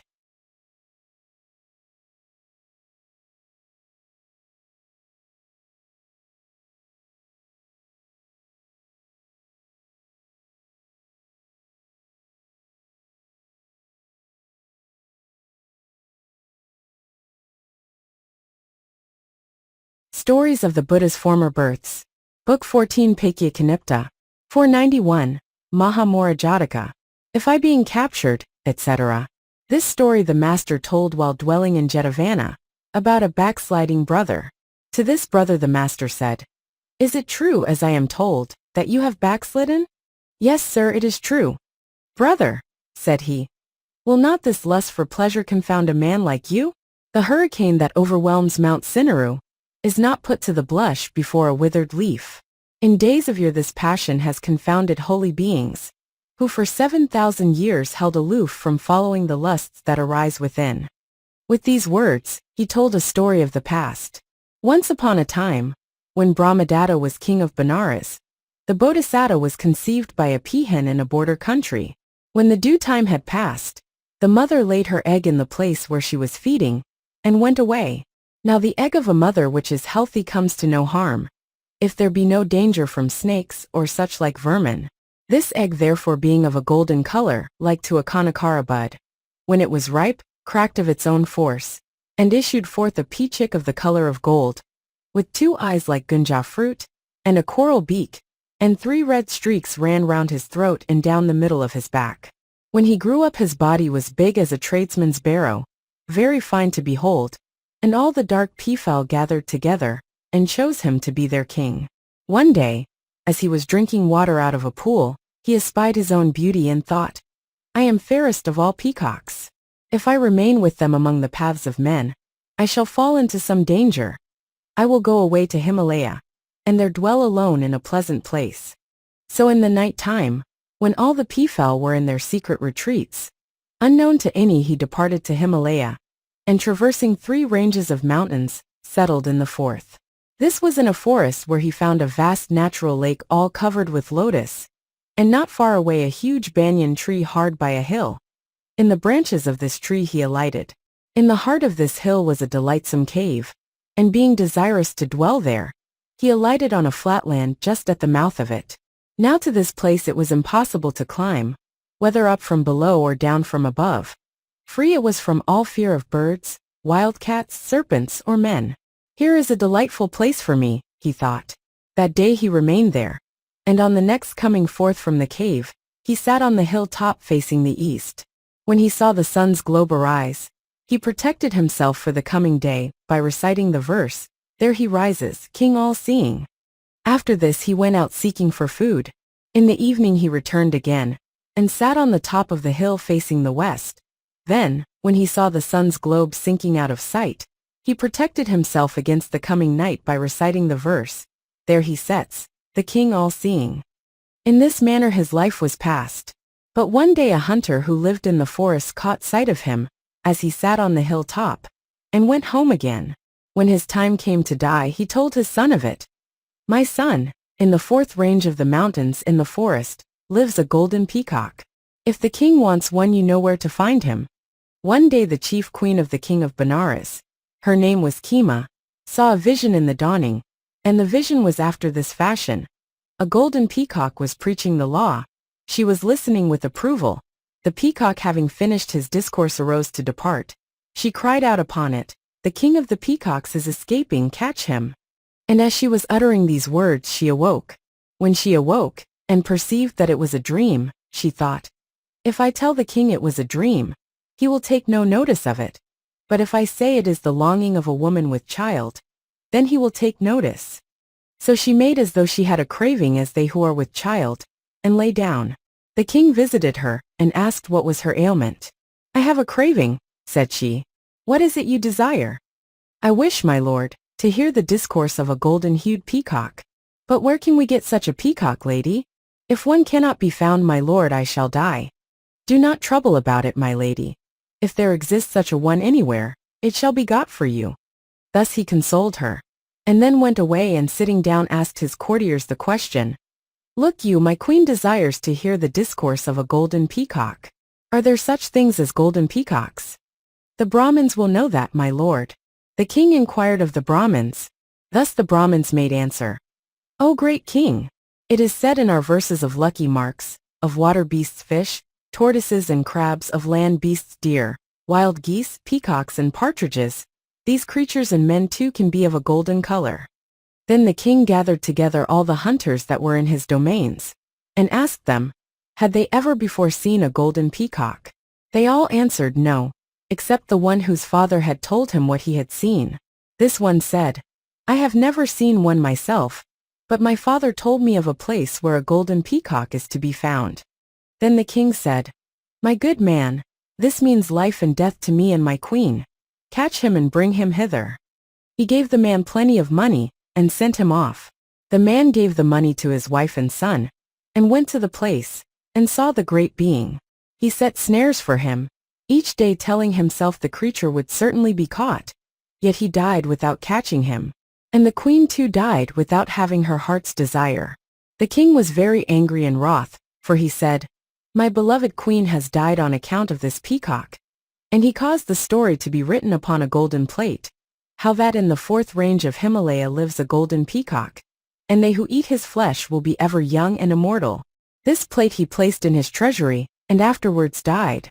After him another king rose up, who read what was written upon the plate, and being desirous to be immortal and ever young, sent a hunter to catch him. But he died first like the other. In this manner 6 kings succeeded and passed away. 6 hunters died unsuccessful in Himalaya. But the 7th hunter, sent by the 7th king, being unable to catch the bird through 7 years, although each day he expected to do it, began to wonder why there was no catching this peacock's feet in a snare. So he watched the bird, and saw him at his prayers for protection morning and evening, and thus he argued the case. There is no other peacock in the place, and it is clear this must be a bird of holy life. It is the power of his holiness, and of the protecting charm, which makes his feet never to catch in my snare. Having come to this conclusion, he went to the borderland and caught a peahen, which he trained at finger snap to utter her note, at clap of hand to dance. Taking her with him he returned. Then setting his snare before the Bodhisattva had recited his charm, he snapped his fingers, and made her utter a cry. The peacock heard it. On the instant, the sin which for 7,000 years had lain quiescent, reared itself up like a cobra spreading his hood at a blow. Being sick with lust, he could not recite his protecting charm, but making all haste towards her, he came down from the air with his feet right in the snare. That snare which for 7,000 years had no power to catch him, now caught his foot fast. When the hunter spied him dangling at the end of the stick, he thought to himself, 6 hunters failed to catch this king of the peacocks, and for 7 years I could not. But today, so soon as he became lust sick for this peahen, he was unable to repeat his charm, came to the snare and was caught, and there he dangles head downwards. So virtuous is the being which I have hurt. To hand over such a creature to another for the sake of a bribe is an unseemly thing. What are the king's honors to me? I will let him go. But again he thought, 'Tis a monstrous mighty and strong bird, and if I go up to him he may think I have come to kill him. He will be in fear of his life, and in struggling he may break a leg or a wing. I will not go near him, but I will stand in hiding and cut the snare with an arrow. Then he can go his ways at his own will. So he stood hidden, and stringing his bow fitted an arrow to the string and drew it back. Now the peacock was thinking, this hunter has made me sick with lust, and when he sees me caught he will not be careless of me. Where can he be? He looked this way, and he looked that way, and spied the man standing with bow ready to shoot. No doubt he wants to kill me and go, thought he, and in fear of death repeated the first stanza asking for his life. If I being captured wealth to thee shall bring, then wound me not, but take me still alive. I pray thee, friend, conduct me to the king. Methinks a most rich guerdon he will give. Hereupon the hunter thought, the great peacock imagines I am going to shoot him with this arrow. I must relieve his mind. To which end he recited the second stanza. I have not set this arrow to the bow, to do thee hurt, O peacock king, today. I wish to cut the snare and let thee go, then follow thy own will, and fly away. To this the peacock replied in 2 stanzas. 7 years, O hunter, first thou didst pursue, enduring thirst and hunger night and day. Now I am in the snare, what wouldst thou do? Why wish to loose me? Let me fly away. Surely all living things are safe for thee. Taking of life thou hast forsworn this day. For I am in the snare, yet thou wouldst free. Yet thou wouldst loose me, let me fly away. Then this follows. When a man swears to hurt no living thing, when all that live for him, from fear are free, what blessing in the next birth will this bring? O royal peacock, answer this for me. When all that live for him from fear are free, when the man swears to hurt no living thing, even in the present world, well praised is he, him after death to heaven his worth will bring. There are no gods, so many men do say. The highest bliss this life alone can bring. This yields the fruit of good or evil way, and giving is declared a foolish thing. So I snare birds, for holy men have said it. Do not their words, I ask, deserve my credit? Then the great being determined to tell the man the reality of another world. And as he swung at the end of the rod head downwards, he repeated a stanza. All clear to vision sun and moon both go, high in the sky along their shining way. What do men call them in the world below? Are they of this world or another, say? The hunter repeated a stanza. All clear to vision sun and moon both go, high in the sky along their shining way. They are no part of this our world below, but of another. That is what men say. Then the great being said to him, then they are wrong, they lie who such things say, without all cause, who say this world can bring alone the fruit of good or evil way, or who declare giving a foolish thing. As the great being spoke, the hunter pondered, and then repeated a couple of stanzas. Verily this is true which thou dost say. How can one say that gifts no fruit can bring? That here one reaps the fruit of evil way, or good, that giving is a foolish thing? How shall I act, what do, what holy way? Am I to follow Peacock King, O tell? What manner of ascetic virtue, say, that I be saved from sinking into hell? The great being thought, when he heard this, if I solve this problem for him, the world will seem all empty and vain. I will tell him for this time the nature of upright and holy ascetic Brahmins. With this intent he repeated 2 stanzas. They on the earth, who hold the ascetic vows, in yellow clad, not dwelling in a house, who go forth early for to get their food, not in the afternoon. These men are good. Visit in season such good men as these, and question any one it shall thee please. They will explain the matter, for they know about the other world and this below. Thus speaking, he terrified the man with the fear of hell. The other attained to the perfect state of a Pacceka Bodhisattva, for he lived with his knowledge on the point of ripening, like a ripe lotus bud looking for the touch of the sun's rays. As the hunter hearkened to his discourse, standing where he was, he understood all in a moment the constituent parts of existing things, grasped their 3 properties, and penetrated to the knowledge of a Pacceka Buddha. This comprehension of his, and the setting free of the great being from the snare, came both in one instant. The Pacceka Buddha, having annihilated his lusts and desires, standing on the uttermost verge of existence, uttered his aspiration in this stanza. Like as the serpent casts his withered skin, a tree her sere leaves when the green begin, so I renounce my hunter's craft this day, my hunter's craft forever cast away. Having uttered this sublime aspiration, he thought, I have just now been set free from the bonds of sin, but at home I have many a bird held fast in bondage, and how am I to set them free? So he asked the great being, King Peacock, there are many birds I left in bondage at home. How can I set them free? Now the Bodhisattvas, who are omniscient, have a better knowledge and comprehension of ways and means than a Pacceka Buddha. Therefore he answered, as you have broken the power of lust, and penetrated the knowledge of a Pacceka Buddha, on that ground make an act of truth, and in all India there shall be no creature left in bonds. Then the other, entering by the door which the Bodhisattva thus opened for him, repeated this stanza, making an act of truth. All those my feathered fowl that I did bind, hundreds and hundreds, in my house confined, unto them all I give their life today, and freedom, let them homewards fly away. Then by his act of truth, though late, they were all set free from confinement, and twittering joyously went home to their own places. At the same moment throughout all India all creatures bound were set free, and not one was left in bondage, not so much as a cat. The Pacceka Buddha uplifted his hand, and rubbed his forehead. Immediately the family mark disappeared, and the mark of the religious appeared in its place. He then, like an elder of 60 years fully dressed, carrying the 8 necessary things, made a reverential obeisance to the royal peacock, and walking around him right-wise, rose up in the air, and went away to the cavern on the peak of Mount Nanda. The peacock also, rising up from the snare, took his food and departed to the place in which he lived. The last stanza was repeated by the master, telling how for 7 years the hunter went about snare in hand, and was then set free from pain by the Peacock King. The hunter traversed all the forest land, to catch the Lord of Peacocks snare in hand. The glorious Lord of Peacocks he set free, from pain, as soon as he was caught like me. Having ended this discourse, the master declared the truths. Now at the conclusion of the truths, the backsliding brother attained to sainthood. Then he identified the birth by saying, at that time I was the Peacock King.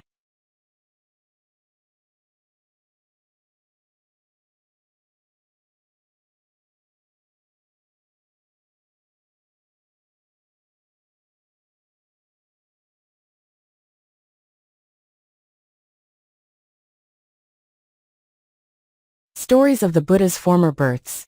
Book 14 Paikya Kanipta. 492, Taccha Sukara Jataka. I wandered searching far, etc. This story the master told while dwelling at Jetavana, about 2 ancient elders. Maha they say, in giving his daughter to King Bimbisara, allotted her a village of Kasi for bath money. After Ajatasattu had murdered his father, King Pasenadi destroyed that village.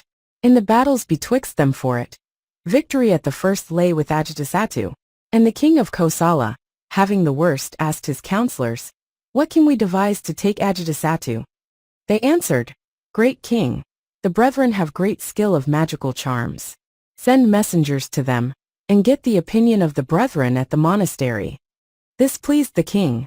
Accordingly, he caused men to be sent, bidding them go thither, and hiding themselves, overhear what the brethren should say. Now at Jetavana are many king's officers who have renounced the world. Two among these, a pair of old elders, dwelt in a leaf hut on the outskirts of the monastery. The name of one of them was Elder Dinagahatissa, of the other the elder Mantadatta. These had slept all the night through, and awoke at peep of day. The elder Dinagahatissa said, as he kindled the fire, "Elder Dutta, sir." "Well, sir, are you asleep?" "No, I am not asleep. What's to do now?" "A born fool that king of Kosala is. All he knows is how to eat a mess of food." "What do you mean, sir?" "He lets himself be beaten by Ajatasattu, who is no better than a worm in his own belly." "What should he do then?" "Why, Elder Dutta, you know the order of battle is of 3 kinds: wagon battle, bull battle, and lotus battle. It is the wagon battle he ought to use in order to catch Ajatasattu. Let him post valiant men on his 2 flanks on the hill top, and then show his main battle in front. Once he gets in between, out with a shout and a leap, and they have him like a fish in a lobster pot. That is the way to catch him." Now all this the messengers heard, and then went back and told the king. He immediately set out with a great host, and took Ajatasattu prisoner, and bound him in chains. After punishing him thus for some days, he released him, advising him not to do it again, and by way of consolation gave him his own daughter, the Princess Vajira, in marriage, and finally dismissed him with great pomp. There was much gossip about it among the brethren indoors. Ajatasattu was caught by the king of Kosala, through following the directions of Elder Dinagahatissa. They talked of the same in the Hall of Truth, and the master entering, asked them what the talk was. They told him. Then he said, "This is not the first time, brethren, that Dinagahatissa has shown himself expert in strategy." And he told them a story of the past. Once upon a time, a carpenter, who dwelt in a village hard by the city gate of Benares, went into the forest to cut wood. He found a young boar fallen into a pit, which he brought home and reared, naming him Carpenter's Boar. The boar became his servant. Trees he turned over with his snout, and brought to him. He hitched the measuring line around his tusk, and pulled it along, fetched and carried adze, chisel, and mallet in his teeth. When he grew up, he was a monstrous burly beast. The carpenter, who loved him as his own son, and feared lest some one might do him a mischief there, let him go free in the forest. The boar thought, "I cannot live alone by myself in this forest. What if I search out my kindred, and live in their midst?" So he sought all through that multitude of trees for boars, until seeing a herd of them, he was glad, and recited 3 stanzas. "I wandered searching far and wide the woods and hills around. I wandered searching for my kin, and lo, my kin are found. Here are abundant roots and fruits, with plenteous store of food. What lovely hills and pleasant rills! To dwell here will be good. Here will I dwell with all my kin, not anxious, at my ease, having no trouble, fearing not from any enemies." The boars on hearing this verse responded with the 4th stanza. "A foe is here. Some otherwhere take refuge, go thy ways. Ever the choicest of the herd, O carpenter, he slays. Who is that foe? Come tell me true, my kindred so well met. Who is destroys you, though he has not quite destroyed you yet? A king of beasts. Striped up and down he is, with teeth to bite. Ever the choicest of the herd he slays, a beast of might. And have our bodies lost their strength? Have we no tusks to show? We shall o'ercome him if we work together, only so. Sweet words to hear, O carpenter, of which my heart is fain. Let no boar flee, or he shall be after the battle slain." Carpenter's Boar, now having made them all of one mind, asked, "At what time will the tiger come?" "Today he came early in the morning and took one. Tomorrow he will come early in the morning."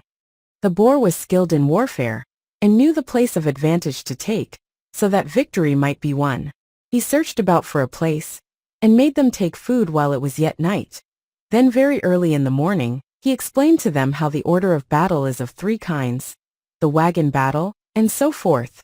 After which he arranged the lotus battle in this manner. In the midst he placed the sucking pigs, and around them their mothers, next to these the barren sows, next a circle of young porkers, Next the young ones with tusks just abutting, next the big tuskers, and the old boars outside all. Then he posted smaller squads of 10, 20, 30 apiece here and there. He made them dig a pit for himself, and for the tiger to fall into a hole of the shape of a winnowing basket. Between the two holes was left a spit of ground for himself to stand on. Then he with the stout fighting boars went around everywhere encouraging the boars. As he was thus engaged the sun rose. The tiger, coming forth from the hermitage of a sham ascetic, appeared upon the hilltop. The boars cried, "Our enemy is come, sir." "Fear not," said he. "Whatever he does you do the same." The tiger gave himself a shake, and as though about to depart, made water. The boars did the same. The tiger looked at the boars, and roared a great roar. They did the same. Observing what they were at, he thought, "They have changed somehow.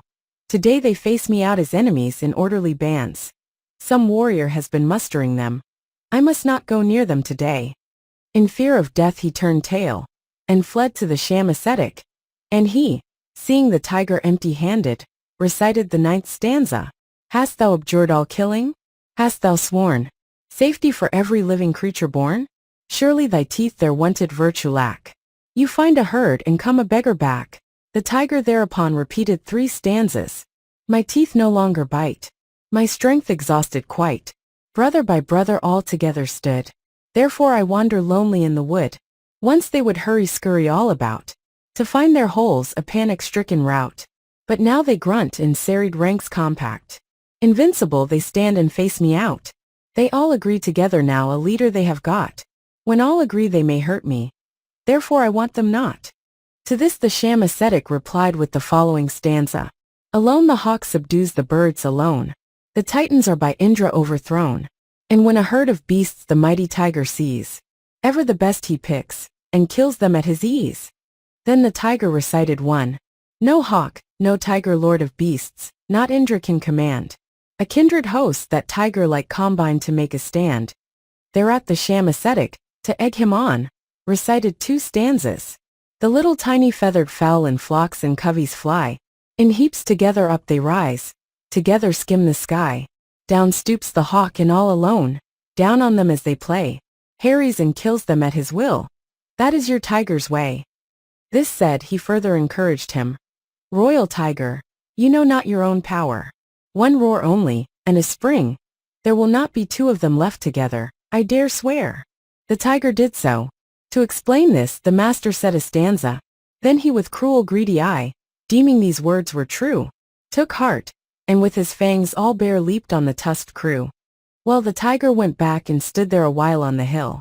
The boars told Carpenter's boar that he was come again. "Fear not," said he, comforting them, and then took his stand upon the ridge between the 2 pits. The tiger with all speed sprang towards the boar, but the boar rolled tail over snout in the first hole. The tiger could not check his onset, and fell all of a heap into the pit shaped like to a winnowing fan. Up jumped the boar in a trice, buried his tusks in the tiger's thigh, pierced him to the heart, devoured the flesh, bit at him, bundled him over into the further pit, crying, "There, take the varlet." They who came first got 1 chance apiece of nozzling a mouthful. Those who came later went about asking, "How does tiger's meat taste?" Carpenter's boar came out of the pit, and looking round upon the others said, "Well, don't you like it?" But they answered, "My lord, you have done for the tiger, and that's one. But there is another left worse than 10 tigers." "Who is that, pray?" "A sham ascetic, who eats the meat which the tiger brings him from time to time." "Come along then, and we will catch him." So they quickly sprang off together. Now the sham ascetic was watching the road, and expecting the tiger to come every minute. And what should he see coming but the boars?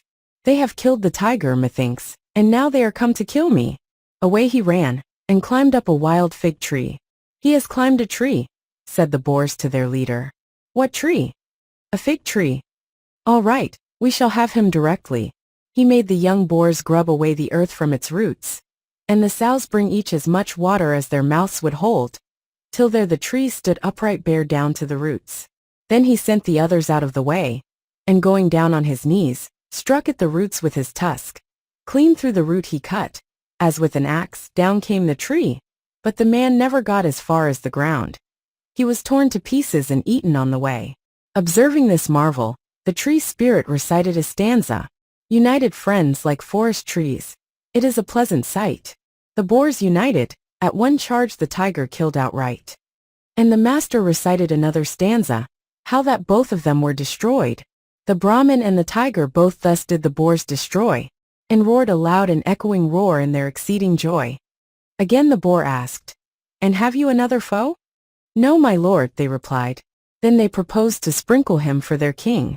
Water was fetched, being the shell which the sham ascetic used for his drinking, which was a precious conch with the spiral turned right wise. They filled it with water, and consecrated carpenters bore there on the root of the fig tree. There the water of consecration was poured upon him. A young sow they made his consort.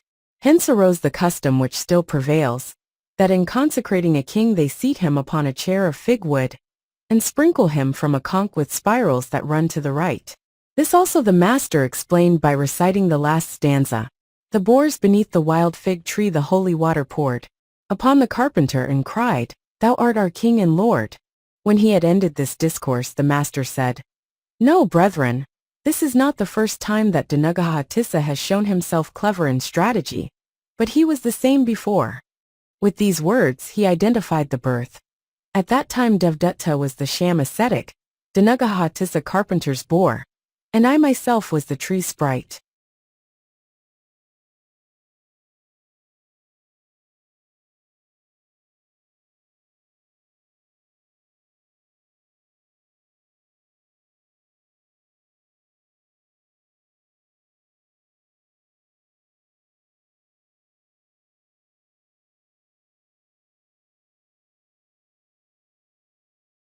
Stories of the Buddha's Former Births.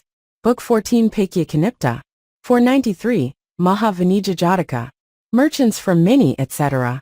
This story the master told while dwelling at Jetavana, about some traders who lived in Savatthi. These, we hear, when going away on business bent, came with gifts to the master, sheltering themselves in the refuges and the virtues. "Sir," they said, "if we return safe and sound we will kiss your feet." With 500 cartloads of merchandise they set out, and came soon to a wild forest, where they could see no road. Astray, waterless and sans food, they traversed the forest until, seeing a huge banyan tree which was haunted by dragons, they unyoked the carts and sat down beneath it. Looking upon its leaves, they saw them all glossy as though wet with water, and the branches seemed to be full of water, which made them think thus: "It appears as though water were running through this tree. What if we cut a branch of it facing the east? We shall find something to drink." On this one climbed up the tree and cut off a branch. Out gushed a stream of water thick as a palm trunk, and in this they washed, of this they drank. Next they cut a branch on the southern side. Out from it came all manner of choice food, and they ate of it.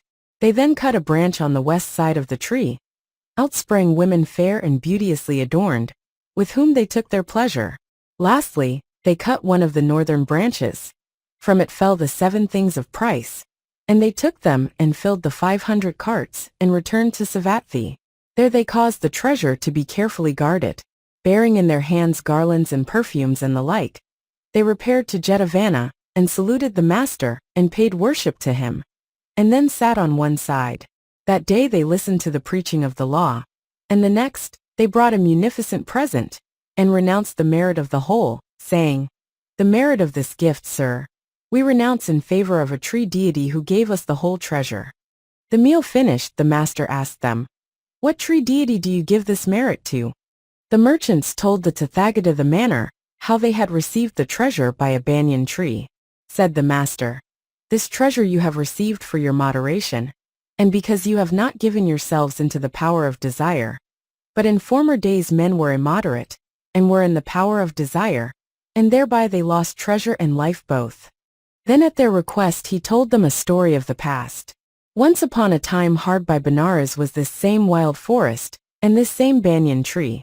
The merchants strayed from the way, and saw the banyan tree. The master, in his perfect wisdom, explained the matter in these verses. Merchants from many a kingdom came, and all together met, chose them a chief, and straight set out a treasure for to get. To this parched forest, poor in food, their way the travelers made, and spied a mighty banyan tree with cool and pleasant shade. There underneath that shady tree those merchants all did sit, and reason thus, with folly clothed in poverty of wit. Full moist the tree is, and it seems as water there did flow. One of the branches let us cut which to the eastwards grow. The branch was cut, then pure and clear the trickling waters flow. The merchants washed, the merchants drank till they had drunk enow. Again in poverty of wit, with folly clothed they say, one of the branches on the south come let us cut away. This branch being cut, both rice and meat out in a stream it brings, thick porridge, ginger, lentil soup and many other things. The merchants ate, the merchants drank, they took their fill of it. Then said again with folly clothed in poverty of wit, come, fellow merchants, let us cut a western branch away. Out came a bevy of fair girls all pranked in brave array, and oh the robes of many hues, jewels and rings in plenty. Each merchant had a pretty maid, each of the 25. These all together stood around beneath the leafy shade. These and the merchants in the midst, much merriment they made. Again in poverty of wit, with folly clothed they say, one of the branches on the north come let us cut away. But when the northern branch was cut, out came a stream of gold, silver in handfuls, precious rugs and jewels manifold, and robes of fine Benares cloth, and blankets thick and thin. The merchants then to roll them up in bundles did begin. Again they said in witlessness and folly as before, come let us cut it by the root, and then we may get more. Oh then uprose their chief and said with a respectful bow, what mischief does the banyan do, good sirs? God bless you now. The eastern branch gave water streams, the southern gave us food, the western gave us pretty maids, the northern all things good. What mischief does the banyan do, good sirs? God bless you now. The tree that gives you pleasant shade, to sit or lie at need. You should not tear its branches down, a cruel wanton deed. But they were many, he was one whose voice forbade them do't. They struck the whetted axes and to fell it by the root. Then the serpent king, who saw them draw near to the root that they might fell the tree, thought to himself, I gave these fellows water to drink when they were thirsty. Then I gave them food divine, then beds to lie on and maidens to attend them, then treasures to fill 500 wagons. And now they say, let us cut down the tree from the root. Greedy they are beyond bounds, and except the chief of the caravan they shall all die. Then he mustered an army. So many armed and mail stand forth, so many archers, so many with sword and shield. To explain this the master repeated a stanza. Then 25 mail-clad snakes stood forth, and took the field. 300 bowmen, and 6,000 armed with sword and shield. The following stanza is said by the serpent king. Strike down the men, and bind them fast, spare not the life of one, burn them to cinders save the chief, and then your task is done. And so did the serpents. Then they loaded the rugs from the northern branch, and all the rest of it upon the 500 wagons, and conveyed the wagons and the chief of the caravan to Benares, and put up the goods in his house, and taking leave of him returned to their own place of abode. When the master had seen this, he repeated 2 stanzas of admonition. So let the wise his own good see, and let him never go a slave to greed, that he disarm the purpose of his foe. So let him, seeing this evil thing, pain rooted in desire, shake off desire and fetters, and to holy life aspire. Having ended this discourse he said, thus, brethren, in days of your merchants possessed with greed came to dire destruction. Therefore you must not give place to greed. Then having declared the truths, now at the conclusion of the truths those merchants became established in the fruit of the first path. He identified the birth. At that time Sariputta was the king of the serpents, and I was the caravan chief.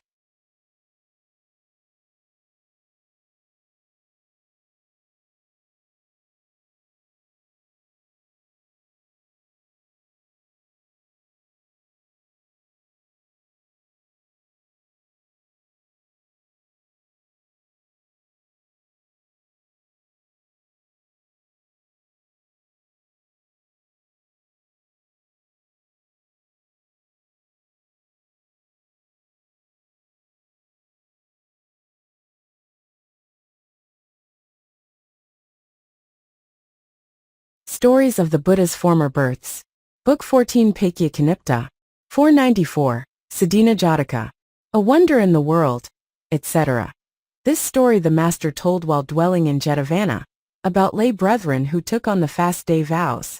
On that occasion the master said, "Lay brethren, wise men of old, by virtue of their keeping the fast day vows, went in the body to heaven, and there dwelt for a long time." Then at their request, he told a story of the past. Once upon a time, there was a king Sadhina in Mithila, who reigned in righteousness, at the 4 city gates, and in the midst of it, and at his own palace door he caused to be made 6 alms halls, and with his almsgiving made a great stir through all India. Daily 600,000 pieces were spent in alms. He kept the 5 virtues, he observed the fast day vows. And they of the city also, following his admonitions, gave alms and did good, and as they died, came to life at once in the city of the gods. The princes of heaven, sitting in full conclave in Sakka's justice hall, praised Sadhina's virtuous life and goodness. The report of him made all the other gods desirous to see him. Sakka, king of the gods, perceiving their mind, asked, "Do you wish to see King Sadhina?" They replied, "Yes, they did." Then he commanded Matali, "Go to my palace Vejayanta, yoke my chariot, and bring Sadhina hither." He obeyed the command and yoked the chariot, and went to the kingdom of Videha. It was then the day of full moon, at the time when people had partaken of their evening meal, and were sitting by their doors at their ease. Matali drove his chariot side by side with the moon's disk. All the people called out, "See, 2 moons are in the sky." But when they saw the chariot pass by the moon, and come towards them, then they cried, "'Tis no moon, but a chariot, a son of the gods, it would seem. For whom is he bringing this divine car, with his team of thoroughbreds, creatures of the imagination? Will it not be for our king? Yes, our king is a righteous and good king." In their delight they joined hands with reverence, and standing repeated the first stanza. A wonder in the world was seen, that made the hair uprise. For great Videha's king is sent a chariot from the skies. Matali brought the car close, and then whilst the people worshipped with flowers and perfumes, he drove it thrice round the city right wise. Then he proceeded to the king's door, and there stayed the chariot, and stood still before the western window, making a sign that he should ascend. Now that day the king himself had inspected his alms halls, and had given directions how they were to distribute, which done, he took on him the fast day vows, and thus spent the day. Just then he was seated on a gorgeous dais, facing the eastern window, with his courtiers all around, discoursing to them on right and justice.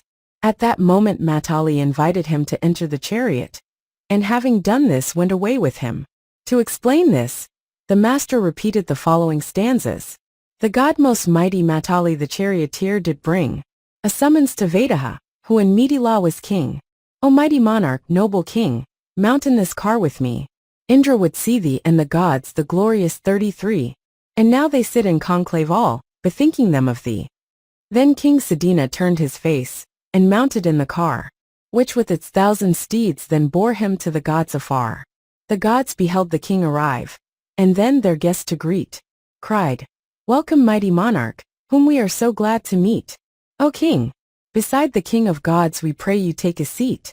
And Sakka welcomed Videha, the king of Mithila town. I, Vasva offered him all joys, and prayed him to sit down. Amid the rulers of the world, O welcome to our land. Dwell with the gods, O king, who have all wishes at command. Enjoy immortal pleasures, where the 33 stand.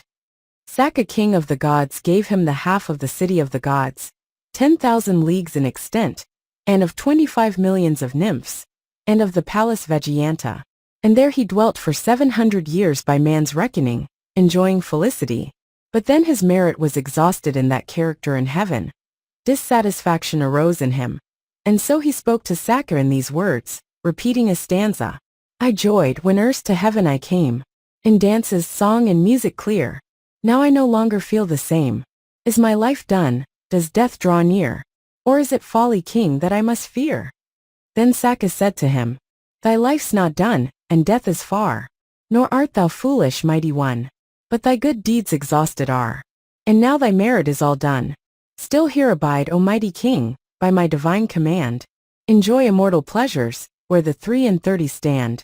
But the great being refused and said to him, as when a chariot, or when goods are given on demand, So is it to enjoy a bliss given by another's hand. I care not blessings to receive given by another's hand. My goods are mine and mine alone when on my deeds I stand. I'll go and do much good to men, give alms throughout the land. Will follow virtue, exercise control and self-command. He that so acts is happy, and fears no remorse at hand. On hearing this, Saka then gave orders to Matali. Go now, convey King Sadhina to Midila, and set him down in his own park. He did so. The king walked to and fro in his park. The park keeper espied him, and after asking him who he was, went to King Narada with the news. When he learnt of the king's arrival, he sent on the keeper with these words. You go on before, and prepare 2 seats, one for him and one for me. He did so. Then the king asked him, For whom do you prepare these 2 seats? He replied, One for you, and one for our king. Then the king said, What other being shall sit down in my presence? He sat upon one seat, and put his feet on the other. King Narada came up, and having saluted his feet, sat down on one side. Now it is said he was the 7th in direct descent from the king, and at that time the age of man was 50 years. So long was the time which the great being had spent, by the might of his goodness. He took Narada by the hands, and going up and down in the pleasaunce, recited 3 stanzas. Here are the lands, the conduit round through which the waters go, the green grass clothing it about the rivulets that flow, the lovely lakes, that listen when the ruddy geese give call, where lotus white and lotus blue, and trees like coral grow. But those who loved this place with me, oh say, where are they all? These are the acres, this the place. The pleasaunce and the fields are here. But seeing no familiar face, to me it seems a desert drear. Hereupon Narada said to him, My lord, since you departed to the world of the gods 700 years have gone by. I am the 7th in line from you. Your attendants have all gone down into the jaws of death. But this is your own rightful realm, and I beg you receive it. The king answered, My dear Narada, I came not here to be king, but to do good I came hither, and good I will do. He then said as follows, Celestial mansions I have seen, shining in every place, the 33 archangels, and their monarch face to face. Joys more than human I have felt, a heavenly home was mine, with all that heart could wish, among the 33 divine. This I have seen, and to do deeds of virtue I came down, and I will live a holy life. I want no royal crown. The path that never leads to woe, the path the Buddhas show, upon that path I enter now by which the holy go. So spake the great being, by his omniscience compressing all into these stanzas. Then Narada again said to him, Take the rule of the kingdom upon you. And he replied, My dear son, I want no kingdom, but for 7 days I wish to distribute again the alms given during these 700 years. Narada was willing, and doing as he was requested, prepared a vast largesse for distribution. For 7 days the king gave alms, and on the 7th day he died, and was born in the heaven of the 33. When the master had ended this discourse, he said, Such is the performance of the holy day vows which it is duty to keep, and declared the truths. Now at the conclusion of the truths, some of the lay brethren entered on the fruition of the first path, and some of the second, and he identified the birth. At that time Ananda was King Narada, Anuruddha was Saka, and I myself was the King Sadhina.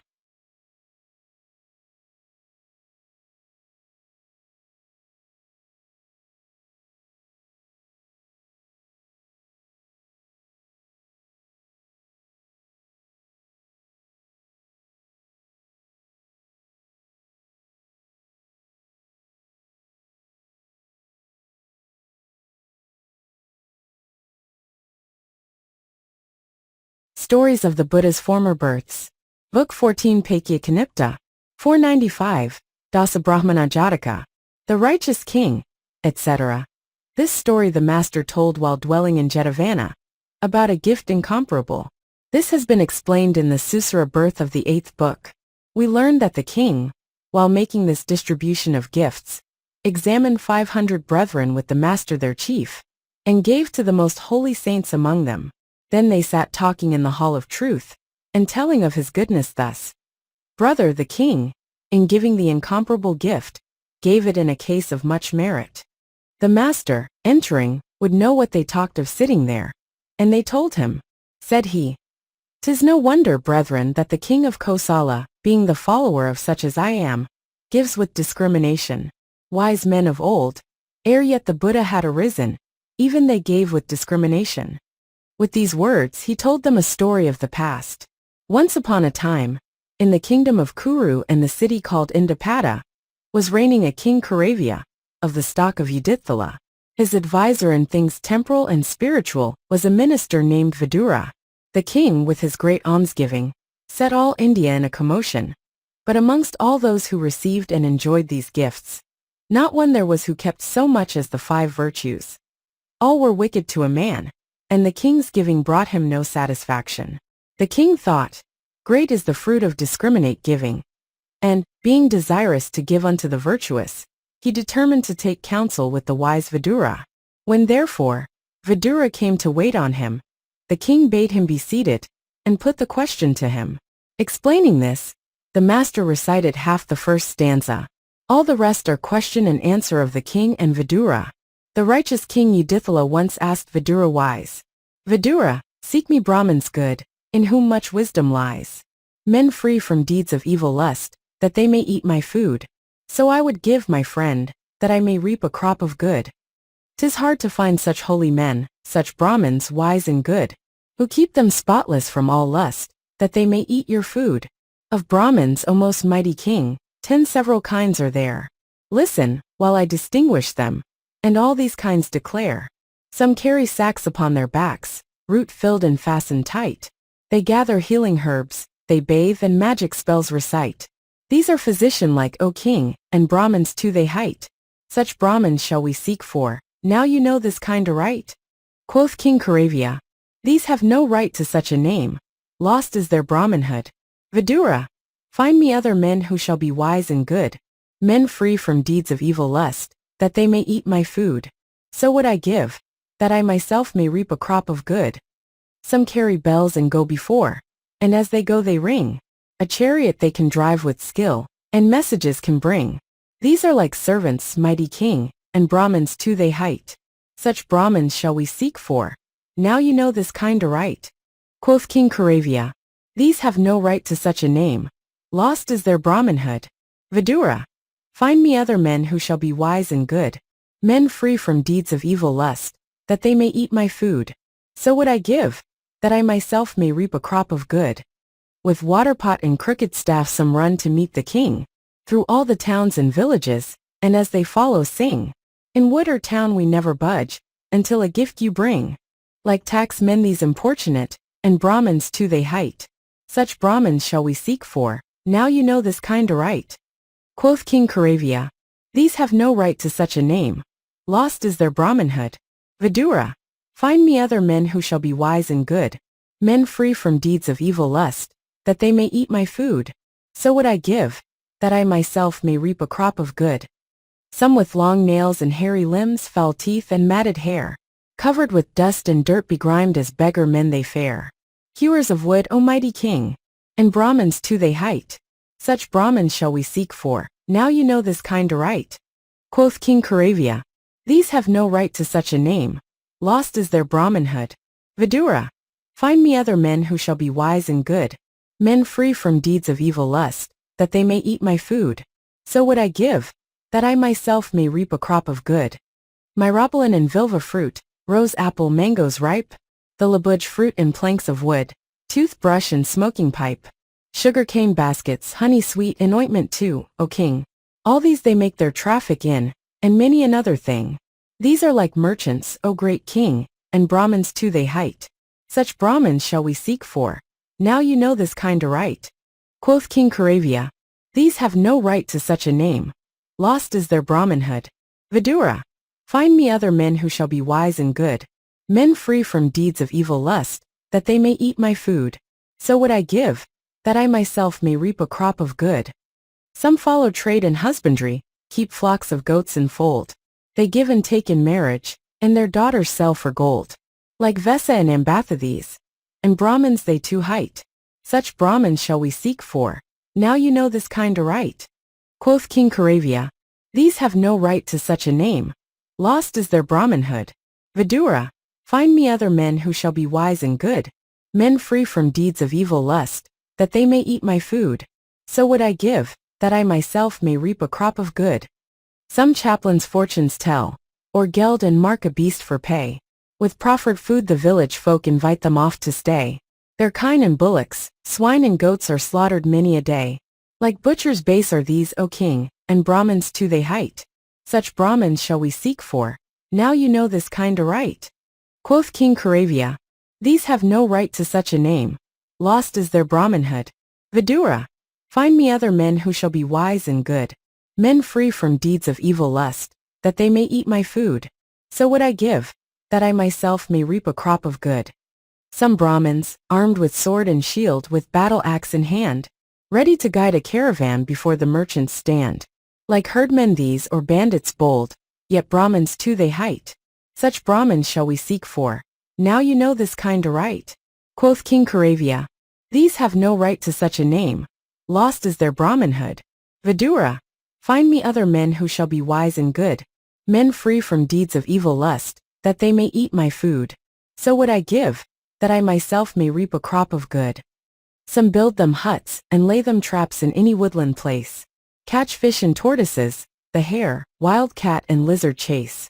Hunters are these, O mighty king, and Brahmins they too height. Such Brahmins shall we seek for, now you know this kind of right. Quoth King Karavya, these have no right to such a name. Lost is their Brahmanhood. Vidura, find me other men who shall be wise and good, men free from deeds of evil lust, that they may eat my food. So would I give, that I myself may reap a crop of good. Others for love of gold lie down beneath the royal bed. At Soma sacrifice, the kings bathing above their head. These are like barbers? O great king, but Brahmins too they height. Such Brahmins shall we seek for, now you know this kind of right. Quoth King Karavya, these have no right to such a name. Lost is their Brahmanhood. Vidura, find me other men who shall be wise and good, men free from deeds of evil lust, that they may eat my food. So would I give, that I myself may reap a crop of good. Thus having described those who are Brahmins in name only, he went on to describe the Brahmins in the highest sense in the following 2 stanzas. But there are Brahmins too, my lord, men very wise and good, free from the deeds of evil lust, to eat your offered food. One only meal of rice they eat, strong drink they never touch. And now you know this kind of right, say shall we look for such? When the king heard his words he asked where, friend Vidura, where dwell these Brahmins, worthy of the best things? In the further Himalaya, O king, in a cave of Mount Nanda. Then, wise sir, bring me those Brahmins hither by your power. Then in great joy the king recited this stanza. Vidura, bring those Brahmins here, so holy and so wise. Invite them, O Vidura, here, let no delay arise. The great being agreed to do as he was requested, adding this. Now, O king, send the drum beating about the city, to proclaim that the city must be gloriously adorned, and all the people of it must give alms, and undertake the holy day vows, and pledge themselves to virtue. And you with all your court must take the holy day vows upon you. Himself at early dawn, having taken his meal, and taken the holy day vows, at eventide he sent for a basket of the color of jasmine, and together with the monarch made a salutation with the full prostration. And he called to memory the virtues of the Pacceka Buddhas, uttering these words. Let the 500 Pacceka Buddhas who dwell in northern Himalaya, in the cave of Mount Nanda, tomorrow partake of our food. He cast 8 handfuls of flowers into the air. At once these flowers fell upon the 500 Pacceka Buddhas, in the place where they dwelt. They pondered, and understood the fact, and accepted the invitation, saying, Reverend sirs, we are invited by the wise Vidura, and no mean creature is he. He has the seed of a Buddha within him, and in this very cycle a Buddha he will be. Let us show him favor. The great being understood that they would comply, by token that the flowers did not return. Then he said, O great king, tomorrow the Pacceka Buddhas will come. Do them honor and worship. Next day the king did them great honor, preparing precious seats for them upon a great dais. The Pacceka Buddhas, in Lake Anotada, having waited for the time when their bodily needs were seen to, traveled through the air, and descended in the royal courtyard. The king and the Bodhisattva, faith in their hearts, received the bowls from their hands. and caused them to come up on the terrace, seated them, gave them the gift water into their hands, and served them with food hard and soft most delightful. After the meal, he invited them for the next day, and so on for 7 days following, presenting them with many gifts, and on the 7th day he gave them all the requisites. Then they gave him thanks, and passing through the air returned to the same place, and the requisites also went with them. The master, after finishing this discourse, said, "No wonder, brethren, that the king of Kosala, being my follower, has given me the gift incomparable, for wise men of old, when as yet there was no Buddha, did the same." Then he identified the birth. At that time Ananda was the king, and the wise Vidura was I myself.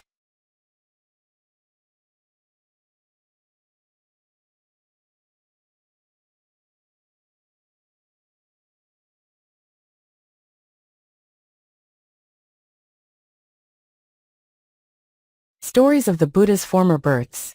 Book 14 Paikya Kanipta. 496. Bhikkha Parampara Jataka. I saw one sitting, etc. This story the master told, whilst dwelling in Jetavana, about a certain landowner.